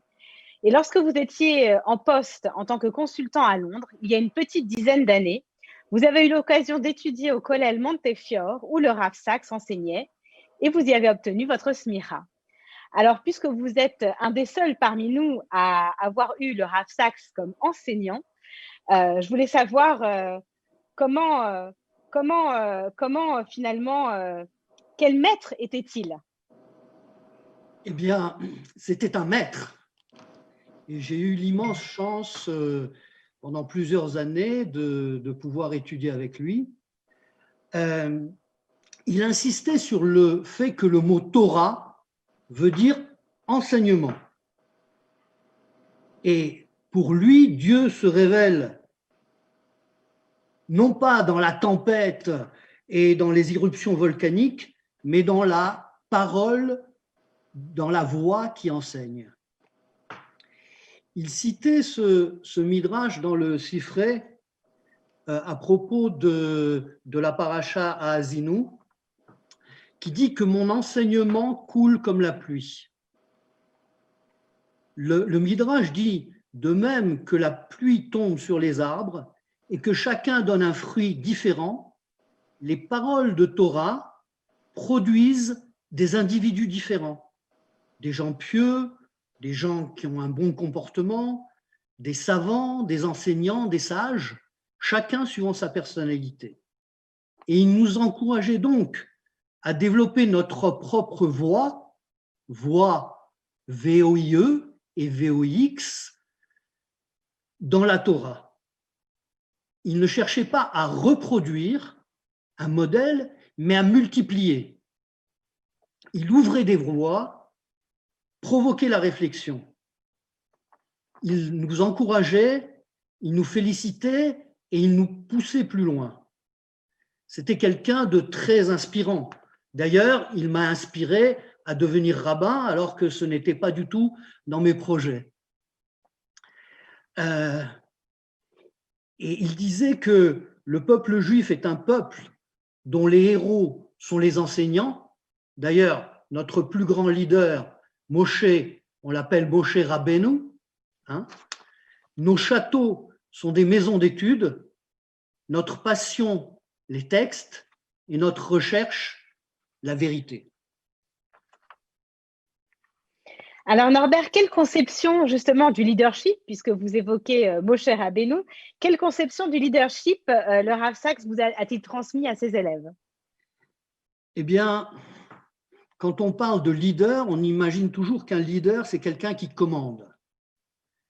Et il disait, il y a 613 commandements dans la Torah, mais il n'y a pas dans la Torah un seul mot qui veut dire obéir. Im shamoa tishme'u, ça veut dire entendre, comprendre, écouter. Et donc, pour lui, l'obéissance aveugle n'est pas une valeur dans le judaïsme. Savoir n'est pas voir, mais entendre. Transmettre, c'est donner à entendre. Il faisait la distinction entre la direction par le pouvoir et la direction par l'influence. Alors, si les sages reconnaissent la nécessité du pouvoir pour pouvoir réaliser des choses, ils sont assez méfiants par rapport à son exercice. Rav Sachs croyait au leadership par influence. Parce que quand on partage son pouvoir, on en a moins. Mais quand on partage son influence, eh bien on en a plus. Un leader, disait-il, est quelqu'un qui a la capacité de raconter une histoire dont nous sommes partie prenante, qui nous dit ce que nous sommes. Alors, il donnait en exemple Churchill, mais nous pourrions très bien évoquer De Gaulle. Le leadership, c'est une façon de nous raconter notre passé pour donner du sens au présent et nous projeter vers l'avenir. C'est le rôle d'un leader, c'est le rôle pour lui des rabbins qu'il souhaitait former. Autre chose qui était importante, c'est pas seulement de parler, mais aussi d'écouter. Écouter est essentiel à un leader. Shlomo HaMelech, quand il devient roi, demande d'Hachem qui lui donne Lev Shomea, un cœur qui entend, pour pouvoir diriger le peuple. Pour pouvoir être un leader, il faut savoir aussi l'entendre, l'écouter, entendre ses préoccupations, entendre ses souffrances, entendre ses peines. Écouter, c'est l'affirmation radicale de l'humanité de l'autre. Et c'est dans cette voie qu'il nous a formés, et c'est dans cette voie que je souhaiterais continuer à transmettre et à influencer. Merci beaucoup, Norbert. Merci infiniment d'avoir partagé ce témoignage avec nous. J'ai maintenant le plaisir d'accueillir Dvorah Serao, la directrice générale de l'Alliance israélite universelle. Bonsoir Dvorah. Bonsoir, bonsoir Nathalie. Alors, on est ravis de t'entendre ce soir, puisque tu as toi aussi travaillé avec les équipes du Rav Sachs très récemment. On sait qu'il était extrêmement mobilisé sur les questions d'éducation juive. Alors, peux-tu nous raconter quelle était sa vision de l'éducation juive ? Volontiers. Merci beaucoup Nathalie. Merci à vous tous, les organisateurs, de nous donner cette opportunité qui nous invite à revenir sur l'immense contribution de Rav Sachs de Mémoire bénie. Alors, j'ai effectivement eu la chance de rencontrer le Rav Sachs très récemment, il y a 1 an à Varsovie, grâce à une organisation avec laquelle je collabore, Educating for Impact, pour ceux qui en auraient entendu parler, dans le cadre de mes activités de directrice jusqu'il y a peu d'un projet qui s'appelle l'Amorim, permettant de donner aux écoles juives de France les moyens de cultiver leur vision et de penser leur stratégie éducative, et de leur donner des moyens d'opérer des changements visant à l'amélioration des programmes d'enseignement juif en général et de l'enseignement de l'histoire juive et de l'hébreu en particulier. Alors pour un grand nombre d'entre nous, le rabbin Sachs se rencontre d'abord au travers de ses livres. Pour moi, cela s'est passé en 2003, alors que je passe 3 ans à l'Institut Drisha de New York, dans le célèbre programme du Scholar Circle, où j'ai l'occasion d'approfondir mes connaissances en loi orale. Cette première rencontre me tombe dessus, si j'ose dire, lorsque j'achète son commentaire de la Haggadah, afin de me préparer à une prise de parole dans une communauté canadienne. Et tout dans cette Haggadah me saisit de justesse, de rigueur et d'intelligence. Pour parler de la vision de l'éducation juive de Rav Sachs, il faut d'abord comprendre la puissance de sa vision et donc de son action. Il a passé les 20 ans de son mandat en tant que grand rabbin d'Angleterre à faciliter l'ouverture des écoles juives. Il faut savoir que grâce à son travail, l'Angleterre a vu les 25% d'enfants juifs qui, au début de son mandat, se retrouvaient à l'école juive, culminer à 70% lorsqu'il s'est arrêté 22 ans plus tard. C'est dire combien il avait réussi à attirer les familles et en les faisant revenir à l'école juive. Comment y est-il parvenu ? Eh bien, tout d'abord, disait-il, ce sont ces mots en s'appuyant sur les communautés. Il croyait et il pensait que la réussite des écoles juives était due à leur lien très fort avec les communautés qui les soutenaient, que synagogue et école faisaient partie d'une seule et même maison. On raconte de lui qu'il passait énormément de temps en Angleterre, dans toutes les villes où une communauté juive existait. On lui a un petit peu reproché de passer beaucoup de temps en dehors des grandes communautés, celles plus importantes et plus prestigieuses. Il parlait, il échangeait, il motivait. Et selon lui, une école juive ne pouvait survivre si les communautés délaissaient l'école. Et ces mêmes dirigeants de communautés devaient être des personnes convaincues de l'importance de l'école juive. Et puis, selon lui, il fallait aussi se résigner à accepter l'inévitable. Envoyer son enfant à l'école juive devait avoir pour effet, conséquence, de voir son enfant en ressortir avec une identité juive plus forte et plus affirmée que celle de ses parents.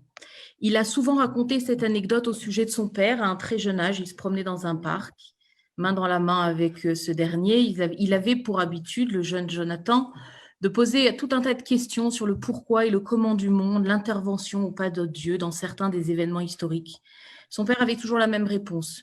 Je n'ai pas les réponses à tes questions, car je n'ai pas été élevé dans la tradition ni dans les livres, mais je ferai tout pour que toi, tu y parviennes et que tu trouves par toi-même les réponses à tes questions. Rav Sachs plaçait l'éducation et l'enseignement juif au-dessus de tout. Les enseignants étaient au centre de cette conviction liée à la survie de sa communauté. Il avait l'habitude de dire, comme vous l'avez rappelé, M. Abenaïm, que le plus grand des Juifs, que le peuple juif ait jamais eu, était celui que nous appelons Moshe Rabbeinu, notre maître. Dans la tradition juive, les enseignants sont les personnes les plus importantes. Rav Sachs ne pensait pas seulement qu'il fallait des bons enseignants, il pensait aussi qu'il fallait leur mettre à disposition tous les outils nécessaires à leur travail. Il disait que ceux et celles qui créent et font les écoles juives sont les vrais héros de notre temps. À de nombreuses reprises, il a pu raconter comment, quand les Égyptiens se concentraient sur la création des pyramides, la construction des pyramides, que les Grecs ont investi dans le Parthénon, les Romains le Colisée et les Juifs, eux, construisaient des écoles et des maisons d'études. C'est pour cela, disait-il, que nous sommes toujours là et que toutes les autres civilisations et peuples mentionnés plus haut en sont réduits à des bâtiments de pierre plus ou moins bien préservés. Je terminerai sur cette question, Nathalie, en vous racontant une conférence à laquelle l'Amorim a participé, était partenaire, qu'il a donnée auprès de 700 enseignants d'un petit peu partout dans le monde et à laquelle nous étions associés. Il insistait sur l'importance à cette période de ne pas se replier sur soi. On en a beaucoup parlé, ce sentiment d'unité, de devoir accepter l'autre, de devoir l'entendre et l'écouter et d'être en connexion et en rapport avec l'autre, sur l'opportunité unique de pouvoir échanger, partager des idées et rester unis et soudés par les idées. Toutes les guerres ont transformé les sociétés, disait-il. C'est une occasion unique que nous avons aujourd'hui. Il n'y a pas leur côté et le nôtre. Nous sommes ici tous unis contre ce virus. On l'a entendu dans la vidéo que vous avez diffusée en tout début de cette soirée. Il faut briser ce « I » en anglais, et il revenait souvent avec beaucoup d'humour à l'idée des tablettes, des tables de la loi, qui contrairement à celles que nous connaissons de nos livres, commencent par le « I » aussi pour indiquer un pod ou un pad ou autre chose. Ce « I », disait-il, doit devenir « oui », doit devenir « nous ». Même s'il s'identifiait et qu'il s'inscrivait totalement dans le judaïsme orthodoxe, il avait cet amour et ce respect de l'autre, tant que chez l'autre, il percevait l'amour de la Torah.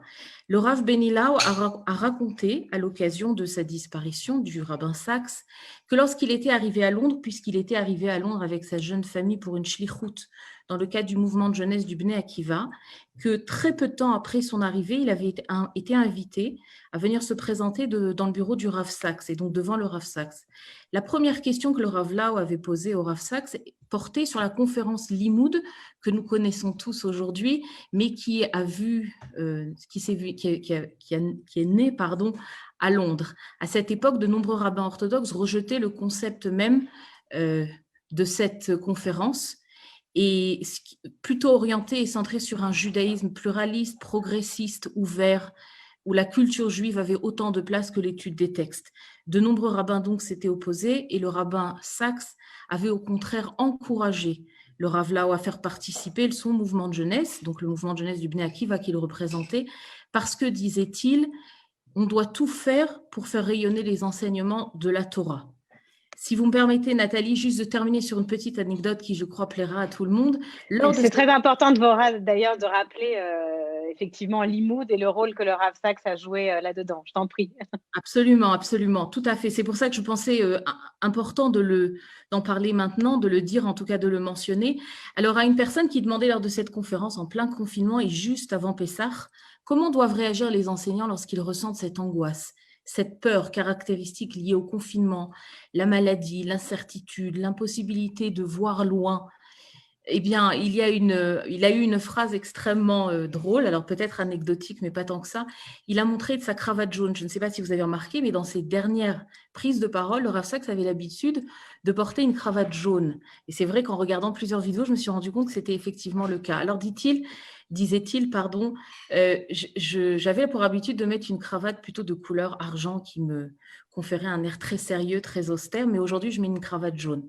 Parce que quelles que soient mes angoisses, je dois les canaliser et ne rien montrer à ceux qui posent les yeux sur moi, avides de réponses, de connaissances et de sagesse. Le rôle de leader en cette période est plus que jamais d'être présent, charismatique, engagé et surtout rassurant. Pour reprendre ces mots, les leaders sont ceux qui prennent la responsabilité de créer les conditions nécessaires au travers desquelles la volonté de Dieu peut être accomplie. Et pour terminer sur cette question, les leaders voient le but, la destination. Ils commencent le voyage et laissent derrière eux ceux qui poursuivront le travail. C'est assez pour qualifier une vie d'immortel. Ce sont ces mots. Merci infiniment, Dvorah. Merci beaucoup. On va passer maintenant la parole à Jonathan Brown, président de l'Union mondiale des étudiants juifs.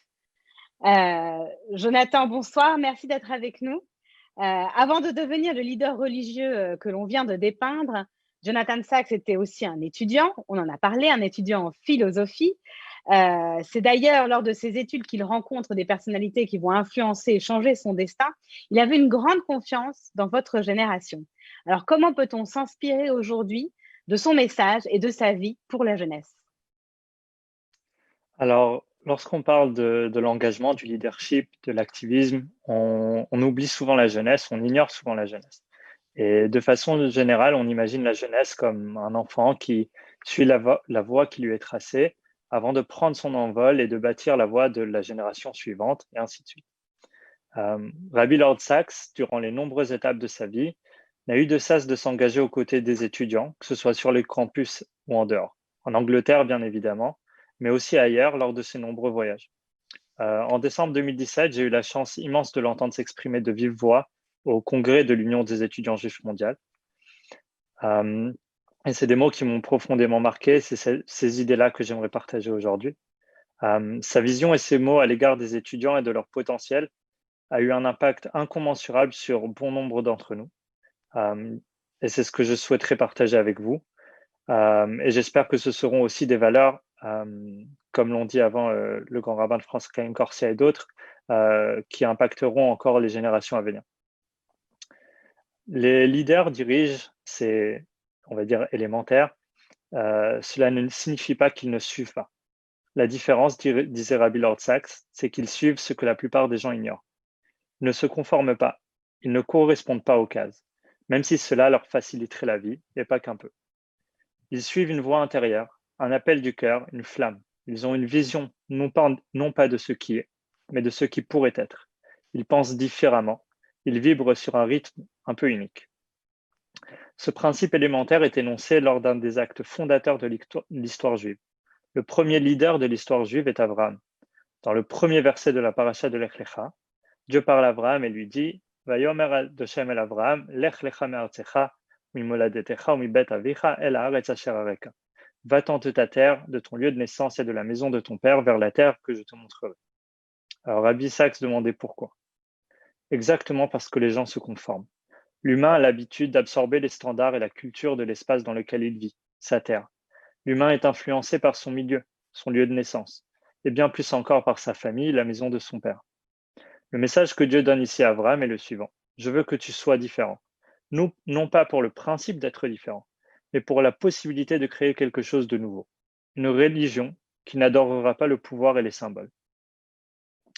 Et il a ajouté ici un autre pasouk, qui adat ileman asher yetzaveh et banav et beito acharav veshamru derech Hashem laasot tzaka ou mishpat.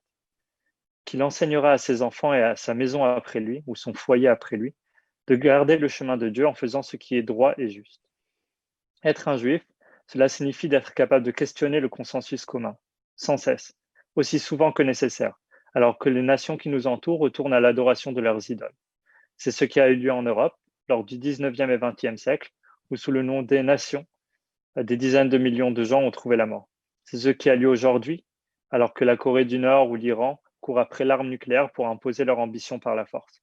C'est ce qui a lieu encore aujourd'hui, alors que les nations d'Afrique ou du Moyen-Orient se déciment dans des guerres civiles incessantes. Rabbi Lord Sacks répétait souvent, et il l'a dit aussi dans le petit extrait de TED Talk qu'on a entendu, que l'on se trompe en comparant les idoles aux figures anciennes, les figurines qu'on voyait dans les films ou les dessins animés, icônes physiques qui ont disparu et qu'on pense avoir laissé derrière nous. Les idoles, c'est ce qui attire le pouvoir, c'est ce qui représentait le pouvoir. C'était Ra pour les Égyptiens, Baal pour les Cananéens, Zeus pour les Grecs, et aujourd'hui les armes pour les organisations terroristes ou les nations rebelles. Le pouvoir permet de diriger sans consentement.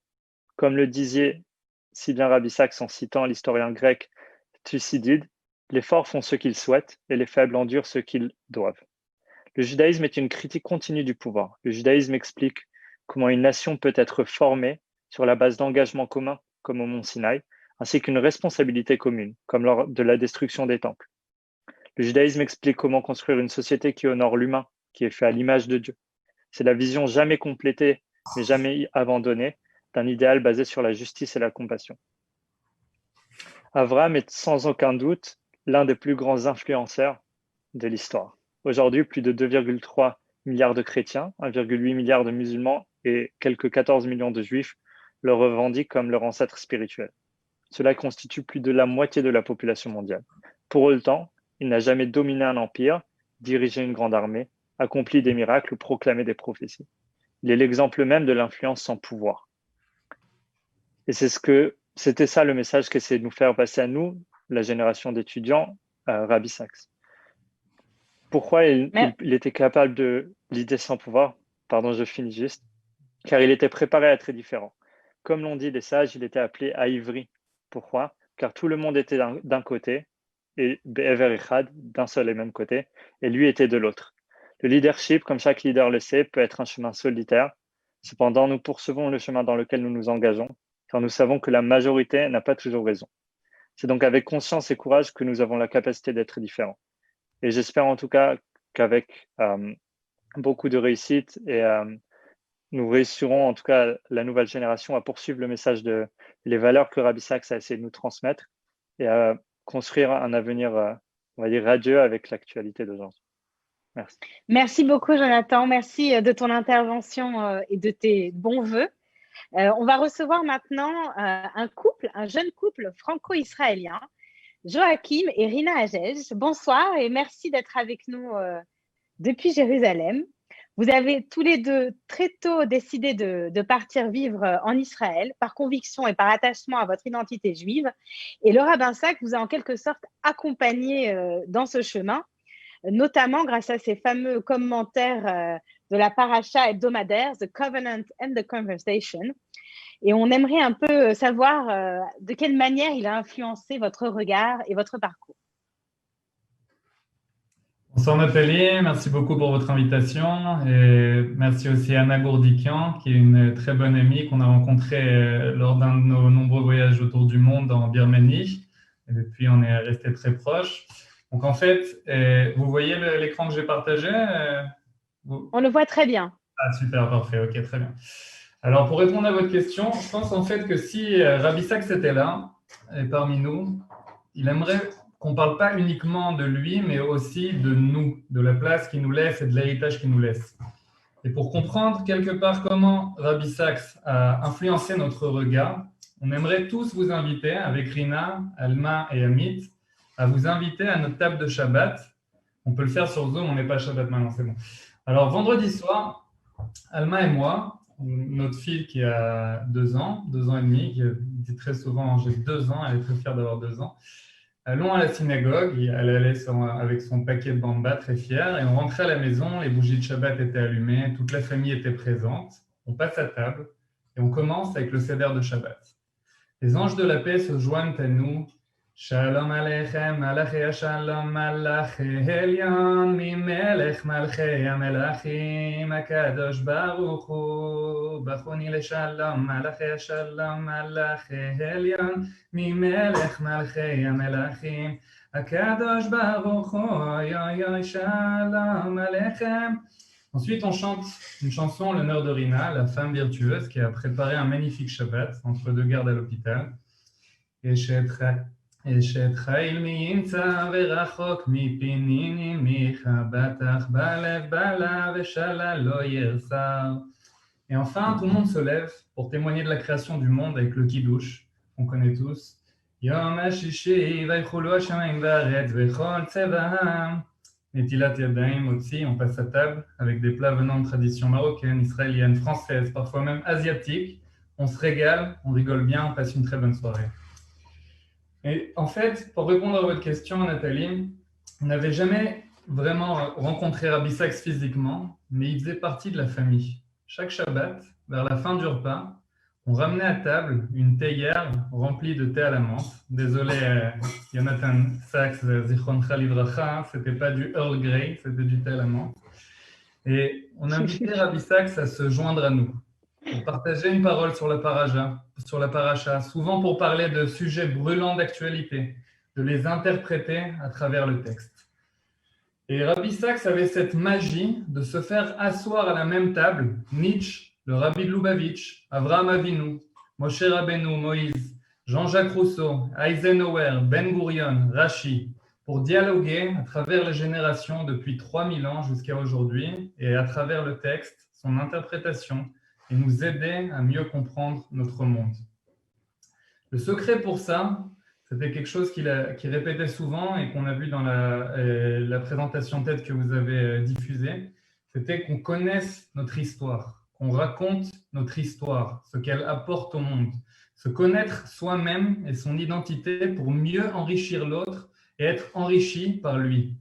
Et à cette occasion, j'aimerais partager un moment qui nous a beaucoup enrichis avec Rina et nos enfants. C'était le Pessah 2018. Je ne sais pas si vous voyez la photo en bas à droite.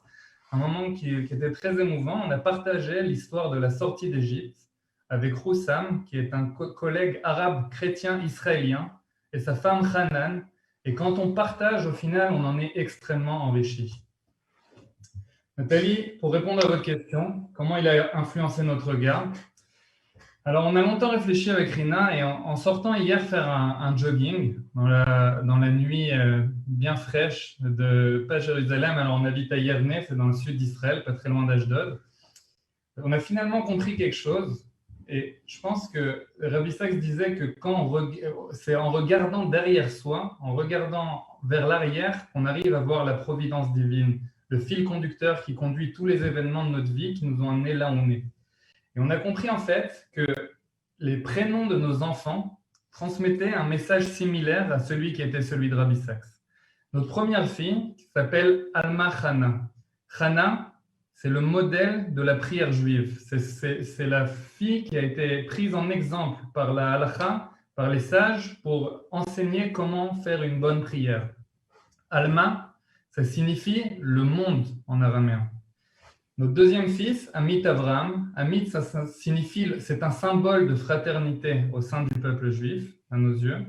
Et Avraham a été, comme le dit la Torah, tous les peuples de la terre seront bénis à travers toi. Et en fait, à travers ces prénoms, on a voulu ancrer nos enfants dans une identité juive forte, tout en étant tournés vers le monde. Et c'était un message que Rabbi Sacks faisait très très bien ressortir, c'était en fait la place du judaïsme parmi les nations. Si on regarde le diagramme qu'on a fait, si on voit la case du haut, judaïsme, si on est trop en haut, alors je ne suis pas assez ouvert vers le monde. J'ai une forte identité juive, mais j'ai un peu peur de l'autre et je ne veux pas trop mélanger, etc. Si je suis trop en bas, je ne suis que universel. Il y a un risque que je m'assimile, que je perde mon identité juive. Et le message de Rabbi Sacks, du Zichrono Livracha, c'était qu'il fallait être juste au milieu, être juif dans tout son être et être engagé dans le monde avec cette identité forte. Par rapport à je ne sais pas s'il me reste 1 ou 2 minutes, Nathalie, ça va? 30 secondes. Ok, super. 2 anecdotes pour comprendre un message important qu'il a transmis. C'était par rapport à l'histoire de Viktor Frankl, qui est un survivant d'Auschwitz, qui avait fait une thèse qui disait qu'il ne fallait pas poser la question « qu'est-ce que j'attends de la vie ?» mais « qu'est-ce que la vie attend de moi ?» De la même façon, Esther, quand Mordechai lui dit « peut-être que tu es à cet endroit précis, à tel moment, tu as atteint cette position royale, c'est pour pouvoir résoudre cette crise. » Donc, ne pas dire « qu'est-ce que Dieu attend de moi ?» demander « qu'est-ce que Dieu attend de moi ?» et non pas « qu'est-ce que j'attends de Dieu ?» Et pour terminer, il avait écrit un nombre d'ivrets de Torah à l'avance avant de décéder, que sa mémoire soit bénie. Et le titre de son dernier message Covenant and Conversation, c'était Beginning the Journey, commencer le chemin. Il termine comme ça, comme l'a dit une précédente intervenante, les leaders voient les destinations, ils ouvrent la voie et laissent derrière eux ceux qui continueront. Quand on a entendu avec Rina la nouvelle de son décès, on a été assez bouleversés, on pensait qu'une ère était révolue. Mais en fait, ce Shabbat, on s'est rendu compte que rien n'avait changé. On a servi le même thé à la menthe, on a transmis encore sa parole, on a compris qu'il nous accompagnait encore. Il n'est plus là, mais il est encore là, à travers nous, comme tous les grands d'Israël qui nous accompagnent à travers leurs pensées et leurs écrits. En hébreu, on dit « Zo hamishmeret shelanu », c'est à notre tour de prendre la relève. Bezrat Hashem, avec l'aide de Dieu, qu'on soit à la hauteur, ce n'est que le début. Tiye nishmato tzroura betzror achem. Merci, bonne soirée. Merci infiniment, Joachim et Rina, pour votre contribution. Que ce soit Yavne à Paris ou à Paris, on a tous fait la même chose ce Shabbat. Et donc, effectivement, rappeler qu'avant son décès, le Rav Sachs avait enregistré une année complète de commentaires de la paracha, The Covenant and the Conversation, qui sont encore accessibles et vont l'être encore pendant 1 an sur son site. Donc, n'hésitez pas à aller visiter ce site du Rav Sachs. Alors, on va terminer de la plus belle des manières possibles par une étude sur Haye Sarah que nous ont préparé Anna Klarsfeld et Anna Gourdikian. Elles sont toutes les deux les fondatrices du cercle d'études Ladaat, qui est un cercle qui a la vocation de rendre l'étude des textes de la tradition accessible à toutes et à toutes. Alors, Léana, c'est à vous. Bonjour à tous et merci d'être avec nous ce soir pour rendre hommage à Jonathan Sachs. Alors nous, on avait envie de lui rendre hommage à travers une courte étude, je vous rassure tout de suite, de la paracha Haye Sarah, donc celle qu'on a lue cette semaine. En fait, en 2013, Rabbi Jonathan Sachs il répondait aux questions d'un journaliste du magazine anglais de Jewish News et il faisait le bilan de son mandat comme grand rabbin d'Angleterre. Il parlait de ses projets et à la fin de l'interview, le journaliste lui demande « Mais comment est-ce que vous auriez voulu ou vous voudriez que l'on se souvienne de ces 22 années passées comme grand rabbin d'Angleterre ?» Et alors, je me permets de vous donner sa réponse, très intéressante. Il a expliqué qu'il voudrait qu'on continue à étudier. Il dit « Continuez à étudier avec moi. Je ne veux pas que vous vous souveniez. Je veux que vous continuiez à étudier. Je continuerai à publier des contenus. Je continuerai à écrire sur la paracha. Je continuerai à écrire des livres. Étudions ensemble. » Et donc, c'est de cette manière que nous avions envie de rendre hommage à Jonathan Sachs, en étudiant ensemble le texte de la paracha de cette semaine, Haye Sarah, avec un focus particulier sur la thématique du deuil, très présente, puisque la paracha relate le deuil d'Abraham suite à la mort de Sarah. Je vais vous partager mon écran, si cela fonctionne, voilà, avec les versets que l'on souhaiterait étudier avec vous. Donc d'abord, ce qu'on voit de prime abord dans la paracha de Haye Sarah, qui est très intéressante, c'est que c'est donc une paracha qui va raconter la mort de Sarah, mais son titre s'appelle « La vie ». Haye Sarah, la vie de Sarah. Et ce qui est apparemment un paradoxe, pourquoi appeler une paracha qui parle de mort « vie », en fait, ça reflète une idée qui est centrale dans la conception juive du deuil. L'idée qu'au moment de la mort de quelqu'un, c'est justement le moment où on va rappeler la personne qu'elle a été de son vivant, ses bonnes actions, ses vertus. Et justement, c'est la première chose que fait Abraham au moment de la mort de sa femme. Le texte nous dit qu'il vient faire son deuil. En hébreu, c'est lispod. Et lispod, c'est un mot, c'est un verbe qui vient de la même racine que le mot esped, qui veut dire, qui désigne la coutume de faire un éloge funèbre au moment des funérailles de quelqu'un. Donc un moment où on va justement parler de la vie de quelqu'un, lui rendre hommage. Et en fait, pour être plus précis, on ne va pas parler de la vie au singulier de quelqu'un, on va parler de ses vies. Et en fait, si on est exact, Chaye Sarah, ce n'est pas la vie de Sarah, le titre, c'est les vies de Sarah. Et c'est pas une anomalie. En hébreu, la vie, en fait, ça ne se dit jamais la vie, mais toujours les vies au pluriel, Chaim. Et c'est une très belle façon de dire que en une seule vie, en fait, on en a plusieurs, on a de nombreuses facettes. La vie, c'est quelque chose qui est pluriel, et c'est ce qu'on rappelle toujours au moment de la mort de quelqu'un. Et cette idée de la pluralité de la vie, elle se reflète, je ne sais pas si vous le voyez dans le texte, dans notamment la séparation de la vie de Sarah en tranches d'âge précises. On ne dit pas Sarah est morte à 127 ans, on dit à 100 ans, à 20 ans et à 7 ans. Et évidemment, il y a de nombreux commentaires, mais il y a un commentaire en particulier du rabbin Soloveitchik, qui est une figure centrale du mouvement moderne orthodoxe et qui explique cette formulation. Il explique que le découpage des tranches de la vie de Sarah montre qu'elle a gardé en fait l'innocence de ses 7 ans, l'idéalisme de ses 20 ans et la sagesse de ses 100 ans. Autrement dit, en une seule vie, elle en cumulait plusieurs. Et quel merveilleux exemple de cette pluralité de la vie. Le Rav Sachs n'était-il pas lui-même, qui était à la fois rabbin, philosophe, homme politique, et ne l'oublions pas, il était un lord. Et il faudrait aussi ajouter à cela, au-delà du fait qu'il était toutes ces figures de représentation, il était aussi un mari et un père. Et l'un des plus beaux espédim, donc éloge funèbre prononcé à sa mort, était celui de sa fille Gila, dans lequel, au nom de sa fratrie, elle racontait ce qu'il leur avait laissé en héritage, c'est-à-dire la croyance que rien n'est impossible et la liberté d'être soi, même si cela contrevient à la volonté de ses parents. À travers ce aspect, on a bien vu que le deuil était un moment de transmission très important. Et c'est le second point que nous souhaiterions aborder avec vous, le deuil comme transmission. Donc, dans la parashat Chaye Sarah, ce qui est intéressant, c'est que au moment même où se dessine le rituel du deuil, ou ce qui va être le rituel du deuil dans le judaïsme, il est aussi en même temps très fortement question de transmission. D'abord, à travers le champ qui est acquis par Abraham pour enterrer Sarah. Donc, c'est une négociation qui dure très longtemps pour acquérir ce champ.